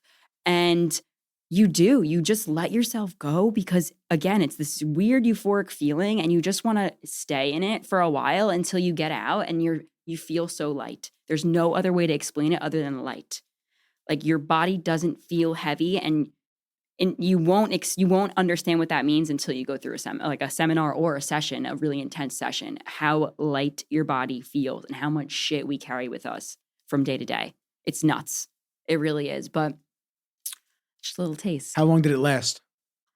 They're about 20 minutes. The feeling. Mm-hmm. Oh, the feeling of lightness or the episode. uncomfortable. Oh, the episode is about 20 minutes. That was 20 minutes straight. Yeah. Ooh. I've had longer. Damn. The seminar, they limit you because, it's a seminar. You can't sit there for forever. But even in a session, you go for a session and you only got an hour or 90 minutes if you pay extra. And sometimes shit comes to the surface and you don't get to release it. And so they call these healing crises. This is funny stuff. Or not funny, but intense. All the stuff starts to come to the surface and then maybe time's up. You don't get to fully release it. So now it's just hovering here. And you might feel like really intense, like overwhelming feelings for a couple days. I know there was one session where I had, and that happened. I felt it all come to the surface. It was bubbling. Time was up. I'm like, fuck. Oh, I hate that. I'm driving home. I'm at a green light, and this person is supposed to be making the left, and I'm supposed to make a left also, and they had so many opportunities to make the left, and they didn't, that I swerved around them into oncoming traffic and cut them off and made the left. And I pulled over as soon as that happened, and I cried. It was just like, it needed to come out, and it came out in that moment, and they call it a healing crisis because, like, you can't pinpoint when it's going to happen. It just fucking comes out. You had to release the energy. It was right there on the surface, and when it's gone, it's gone. It's like a fucking cloud passing. Damn. Mm-hmm. Yeah, because I've had panic attacks before. I mean, everybody has at this point, something that wasn't spoken about or talked about for a long, long time. And then it becomes common. Like it's a normal thing. We go through so much. We deal with so much. We're introduced to so much news in a day and so many events that we but we are told about. Yep. And like we just unloading on you every fucking day. It's like a child died here, or a bomb's going off here, or a nuclear war starting here, or prices are going up, and you got to keep running your business. Negative. It's like, oh my God. And it's just like, and then you're burning the candle at both ends. You're working your ass off. Like I had a bad panic attack the day after my surgery in January. Wow. Just bad. Probably the worst Well, one you I've had to ever go had. under, right? They put you Yeah. under. So I feel like anesthesia. Anastasia. We're going to a Broadway play now. I feel like it just lingers with you a while. It stays in your bloodstream for quite some time. I had like a memory lapse. I didn't know where I was for a second. It was very weird. And then that triggered me having a panic attack. It was crazy. Yeah. I'm very glad I was with my mom. Very glad. We were walking around Huntington. I remember it was like, it's even scary to talk about. What kind of, everyone experienced panic different. So what were your symptoms? So we're walking around Huntington. I just felt a little off. I couldn't really explain it, but I had just had surgery a day before. Yeah. So like I just felt off, and we're walking around town, and then I start walking up to my house, and I go, oh, I wonder if the dog's gonna be in the window. And I look to my left, and I'm walking him. I went, oh wow, that's fucking odd. I went, oh, I don't like that. And then I knew. And then you feel out of control. That was it. Yeah. And then I couldn't get the keys in the door. I'm shaking. I'm doing my mom. I'm like, I'm having an issue. Yeah. Like I can't. Heart rate, I had my Apple Watch on. Heart rate spiked to 140, back down to 70, back up to 140. Then I was shaking, couldn't stop shaking, couldn't catch my breath, couldn't breathe. couldn't swallow. Like I had to go lay down for about a couple hours. Yeah. A couple hours. I was like, I went to sleep, but I was shaking. I couldn't stop shaking. And when you're in that, you fight it so hard because I just didn't know what it was. I felt like it was going to last forever. That's what it feels like. It feels like it's going to last forever. Nobody dives into it. Nobody's sitting there because it never happens in a convenient place. No, never happened when you're in a therapy session. Yeah, you're not in your bed, like all of a sudden having a panic attack. Like, no, you're always in a place where it's not convenient for you to sit there and break down and shake and well, luckily I was tremor. walking into the house. So you Thankfully, were I was in house. But then, you're at that point where you don't know. It's like my heart rate's jacking the fuck up. Yeah. I also took a lot of different things that day. I had drank a little bit of alcohol. And it's 24 hours after surgery. I drank a little alcohol. I was on a pain med. Oh, it's a big mixture. Yeah. I was on a pain med that was also an anti-inflammatory. And I took CBD. So I think everything just kind of like a lot. Yeah. collided in my system. And then on top of that, the anesthesia from the day before. So there's actually a Brazilian Jiu-Jitsu. There's a guy who's an anesthesiologist. I grapple with him. He's an anesthesiologist at the hospital. I told him about that event, and he says sometimes it can create memory lapses like that, anesthesia, even afterwards. I feel like it stays with you, right? It does, Did he say that? You have to purge it out of your system. Yeah, it stays, and it depends on how much I think you get. But So the first surgery I got, funny story. First surgery I got, they woke me up too quick. So they is that a thing? They put me out. Well, they push drugs to wake you up. So they put me out. I remember exactly how it felt. I'm not fighting this. Some people fight that shit. I'm like, no, put me out. I'm good on this. I'm talking to them and I feel burning in my hand because I put the IV in my hand. I feel burning and I went, oh, there it is, isn't it? And she goes, yeah, I'm just going to relax you. And then the whole room went slow motion. And that was it. I was out. Yep. But then I woke up. You felt burning in your hand, huh? Yeah. I got coolness when I got it. Burning. Wow. Weird how everyone experiences something different. Burning. I was like, okay, it's medicine's going in. Yeah. So then I remember coming to. I'm coming out of it and I'm like delirious. I'm like a little fuzzy and I'm looking and I see the intern over me and he's like this. He's like, he's up. Oh, fuck no. And I looked and I looked. And you just know some shit's wrong. I looked and I'm like, I went, what's going on? And I felt pressure on my backside. I felt like touching on my backside, but not like sharpness or needles or anything like that. Just movement. Yeah, just like somebody's on my backside. Yeah. And the anesthesiologist comes over. She goes, you metabolize that extremely fast. She goes, they're done. They're just putting the Band-Aids on. She's like, they put me back out real quick. And then I kind of came to in the recovery room. So this time, she was awesome, the anesthesiologist. I can't even fret. She was awesome. This time though, the second surgery, she was my anesthesiologist again. I think she pushed a lot because she did not want me even waking up. Yeah. I came to in the room, which like totally out of it. I was like, oh shit, like they knocked me the fuck out. Yeah. So, but then, you dream, have you had surgery? I have, wisdom teeth is the extent to my surgery. But So they put you out for that. Well, they put you out, yeah. So, but you dream, and I don't know if anybody's had this type of experience. You almost feel like you know what's gone on.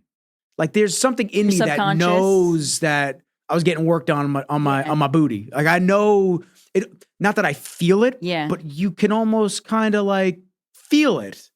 It's weird. I feel like because I don't know what anesthesia. Why do I keep calling it that? I don't know. Anesthesia really. If anybody calls it anesthesia now, I'm going to say no, it's anesthesia.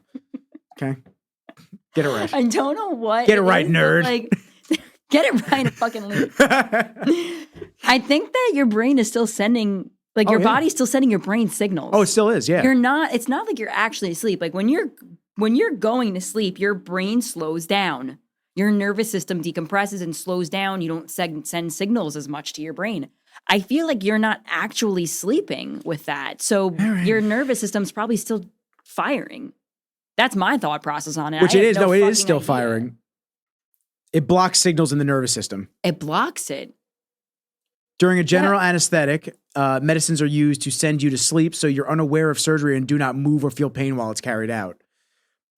But then that kind of brings me to thinking that our conscious is separate from our nervous system. Like our soul is separate from that. Yep. Because if you have some awareness subconsciously that something's actually happening, even though you fucking out like a light and there's no signals going to your brain because your nervous system is being blocked, then that means that there's a separation in my head, which is like When you die, your fucking shit goes somewhere else. Oh well, yeah. I mean, it's been documented. You Yeah, see, of course, but you know, like when someone dies, it's different than just someone sleeping. You know, Yes. there's something still there, and it's not because they're breathing. It's not because they have blood in them still and their heart's pumping. You can tell this is a being. Like there's something in here that makes this a being. Yeah. But when it leaves and there's an open casket funeral and stuff like that, it's like a clay figure. There's nothing there. Mm-hmm. There's nothing. No literally no semblance of life or I know. anything. It's wild. That is wild. It says general anesthesia drugs were shown to induce unconsciousness by activating a tiny cluster of cells at the base of the brain called the I'm trying to say this. Supra-optic nucleus. Supra-optic nucleus. Okay. Okay. Whew. Almost had an aneurysm. Is it a stroke Oh there? my God. Ha. Call an ambulance. While the rest of the brain remains in mostly inactive state. It's crazy. It's crazy the drugs they use and then the drugs they have to push to wake you up. It's just weird. So, but on that topic, yes, it's amazing how much emotional baggage and emotional damage that we get throughout life that just stays with you. Sticks that with even you. though that person that you accepted that the relationship ended or that they cheated on you, whatever it might be, like, it is what it is. It's in the past. Like, no, that's It like a stays little with you. thing on you, and It's it stays with trauma. you, and that's the chip on your shoulder. That's actually where it stays. Oh, You're right here? pointing to a grief. Really? Yeah, right here. Yep. No, stop Yeah, it. grief. Oh, that's so It's weird. Right here, yeah. And your solar plexus. I could have right picked in- anywhere on the body to fit. No, grief. You hold it here. Yeah. But this is what I'm saying. It's just there's so much more to this than just, you had a bad experience. Fuck it. It is what it is. I bet that guy still has bad grief and experiences that from you choking his ass out 4 and he times. has no fucking idea. No yeah. idea. High on life and whatever else. Yes. And he's just like, did I get choked out the And other it's day? just stored in your body. And like in the seminar, I had asked the question actually because I'm a pretty emotional person. So when I feel things, I allow myself to feel them in that moment. And even if I have to apologize to whoever I'm with, being like, hey, just give me like 5 minutes, whatever. Like I allow myself to feel it now. I wasn't always like this. But when you learn to step into that vulnerable, safe space, you learn you have to do that more frequently. So when I feel things, I allow myself to feel them fully. And I had asked the guy, his name's John Barnes, he's the person who runs the whole seminar. I had asked him, if you are somebody who has an emotional situation or a traumatic situation and you allow yourself to feel it in that moment, do you store it? And he said that you'll still store it, but you might not store it to the same intensity level as someone who tries to suppress it and push it down. It's like a fingerprint on you. Yeah, exactly. It's not, it's like you're carrying a backpack, not a fucking luggage. Yeah. So if you understand how to cope with your emotions, then you won't be so structurally restricted. So I don't want to use him as an example, but there's some people, like I'm sure bodybuilders have to put this, this facade on for people. I'm this tough fucking guy, blah, blah, blah, blah. They can't feel their emotions. Not only are they already fucking tight from shortening their muscles from working out, because none of them do yoga. None of them could do yoga if they wanted to. That's what I'm saying. So tight, not man. only are they shortening their muscles by lifting weights and not working on stretching and lengthening, but now they have to put this, tough guy facade on. And when something traumatic happens to them and men, period, it's such a society thing, like to shut up and fucking rub some dirt in it. Like, don't feel your feelings. Why are you fucking crying? Men have to like push it down. And so now bodybuilders have so many fucking structural issues because A, they beat their bodies up physically with the weights, but B, they don't fucking feel their emotions. They just shove it down because they have to be in this role all the time. So back to fascia, a lot of people that are like that have so many restrictions. And I know I drew the diagram for you. Yeah. We're doing a boomerang. Yeah, the boomerang. No, it's full video. It's right. No, it's a full video, man. Just keep going. I told you it was a boomerang, but it's a full video. But it's leads to cancer because the fascia is where your cells run through. And when your fascia is restricted, all the cells that are in there are stuck together and nutrients and water can't get to them. And a dead cell with another dead cell attached to it, with another dead cell attached to it, with another dead cell attached to it is an abnormal mass, which is cancer. And this can, and it's been proven in plenty of the patients that John has worked on and his staff has worked on, to help cure cancer to an extent. Mm-hmm. So I know one of his people had lymphoma and he went for an intensive. So an intensive is like 2 weeks straight, 3 times a day of getting work done. And you got to go to Sedona for this. So you stay there. You go 3 times, 3 hours a day, and for 2 weeks straight. And he went for a scan before and then went for a scan after, and his mass was gone. It's fucking nuts. It's amazing. It's healing. That fasting. It's amazing how these things that are, I'm not going to say easy to do because there takes a lot of training in what you guys do, but fasting, I mean, these things can cure severe illnesses in certain ways and in certain cases. Instead of having to go and beat your body up with drugs and be depressed and upset and this and that, you could take a proactive approach and come at it just a little bit differently. It takes a longer time. It takes a longer time, but like, I think it's worth it. I think it's worth it in the long run. Rome wasn't built in a day. Yeah. That's all I got to say. So let me ask you this. So you do the myofascia releases. Is there any other things that you've gotten certified for? Or that's kind of what you focus on as the main treatment that you aligned with? No, that's really it so far. Okay. I would like to go to school for massage therapy. You get massage therapy. They certify you in everything, like cupping, Graston, like all these other things that plenty of bodybuilders and people in the fitness industry do, right? You can take a straight up cupping course, straight Graston course you can, but if you go to school for massage therapy, you will learn all of it in every course, right? It's like a different course that you take each semester. So I'd love to be able to do that. Plus, once you're a licensed massage therapist, you can run it through insurance, and insurance runs America. So it does. You had said something interesting about Graston to me and those types of treatments. Oh, they're just aggressive. They're too aggressive. And like, there's a time and place. If you got the injury in an aggressive manner, you will treat it in an aggressive way. If you got it in a less aggressive way, more of just like an overuse type of thing, just repetitive motions, don't treat it with Graston. It's too intense, which is where myofascial release comes in. Like someone that's like, oh, wow, my neck, I think I slept on it wrong. Why the fuck are you bleeding it? Were you in a fucking battle of jujitsu mid-sleep last night? No, you were fucking gracefully sleeping with your fucking head on the pillow, counting your sheep. That like, you don't need to fucking blade the shit out of it. Yeah, I've had that experience. It's not fun. Yeah, it's crazy, but that's MFR for you. That's awesome. Yeah. And now, where are you going to go? You said you want to do the muscle massage therapy and everything like that. Where does Amanda go from here with business and everything? Where do you see? What's the scaling plan? What are you going to keep doing and growing? Whether that's personal, business, what are you trying to do? Keep doing cool shit. I definitely, you know what? I just listened to a reel today by one of the influencer speaker people. I don't even know how to say his last name, so I'm not going to even say his name on here because I don't want to embarrass myself. But he's young. He's like my age, and he owns a lot of businesses, great, successful entrepreneur. And he said that you go to, what did he say? You go to elementary school for 4 years. You go to middle school for 4 years. You go to high school for 4 years. You go to college for 4 years, but then you go to a job for 30. I think that's what he said. That doesn't make sense. There should be always like a evolution going on. And I'm going on year 5. January will be year 5 of Apex.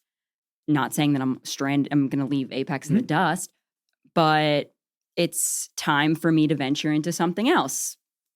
Not like I want to put all of my eggs in different baskets. I like being a well-rounded individual. So I'll probably possibly look into opening up some kind of a wellness studio where I can educate people more on myofascial release and any other, acupuncture or whatever. Like there's plenty of people out there that do all these different types of body work and energy healing, Reiki, all that. I would love to open up like a studio where all of these services are provided for people. And Stoga is one of your big businesses. Oh, love Stoga. Yeah. If you could touch on that. Stoga is stoned yoga. Literally nothing other than that. But it's such an amazing experience that we've created. If you belong in the community, it's great. If you're in the stoner community, it's great for you. So everyone comes together. We have different dates that we do this. Some of them are at Apex. Some of them are at Long Beach. We have a couple other places throughout the island where we do them. And first half hour, you come, everything's provided for you. All your cannabis needs are there. Yoga mats there, lighters, ashtrays, you name it, we got it. First half hour, you're just kicking it, networking, chilling, talking to people, smoking. And then we bring you through about 45 minutes of yoga flow. We do a slower paced vinyasa. So you're still kind of getting the fitness aspect of it, but you're also going slower because you're stoned and your brain's moving slower. And then we end with a sound bowl healing, which is phenomenal. Have you ever done one of those? I haven't done one of those, but I know what you're talking about. Dude, they vibrate the room. It feels like an earthquake, but like a nice, like good, like relaxing earthquake. And it's a beautiful experience. And then after that, we just bring you out of that meditative state, and we have all the different things. We have edibles that you can take. We have, I'm not an edible person. Not an edible person. But hey, I don't know if I'm an edible person. I'm just scared to even try. Some people are. I am not one of them. Yeah. We have different tinctures and CBD products also for sale. And we always like to educate everybody. So there's the education aspect of it as well on just cannabis in general, whether it be CBD or THC or CBG. There's a million different strains. And we love to just educate people on that and create a safe space for consumption, a safe amount of consumption too. Like we always let everybody know in the beginning of class, you get a full fucking joint in there, full gram. You don't need to smoke the whole thing. Yeah, you can take your time and you can save it for later. Assess your tolerance, you know? Like I need 6 hits and I'm chilling. It's literally like, looks like I barely smoked a joint at all. But like if I want to get real stoned and I'm home and I want to melt into the couch, I'll smoke a half a joint. But I got to travel home after this. So we're just going to take a few hits, chill out, go through a yoga sesh, do a little meditation, and be on our merry way. And you guys had a really good event down in Florida, you were saying. Yeah, we do them in Florida too. And yeah, we had about 12 people for that one. So we're on our way to growing down there for sure, because obviously we don't live down there. Our presence is lacking, but we're on our way to try to build it up, especially the more exposure we have down there, the more events that we have, even if they're small, you know. Those 12 people had a great experience. They're going to go off and tell each one of their friends. And then hopefully next time we have one, we got 24 people. That's awesome. That's how it grows. Yeah. Little by little. Exactly. And I also want to touch on, before we wrap, you have a event coming up, a fundraiser. Yes. Please. June 11th. It is at Apex. And it's for leukemia and lymphoma. My aunt is suffering from lymphoma right now. Thank God she... Knock on that real wood. Yeah, see, that's real wood. This is fucking plastic. That is real wood. Right now, her levels are stable. Good. So she's not getting worse. Unfortunately, she's not getting better, but she can live like this. So it's for her. And my family comes through. One of my clients' moms had passed away from leukemia. So her whole family comes as well. And there's raffles. We're doing 50-50 raffles. We got gift baskets. We got gift cards. We're going to have food trucks, 2 of them, I think, and a DJ. And it's going to be a great time for a great cause. That's awesome. Yeah. So everybody. Come through. Come support.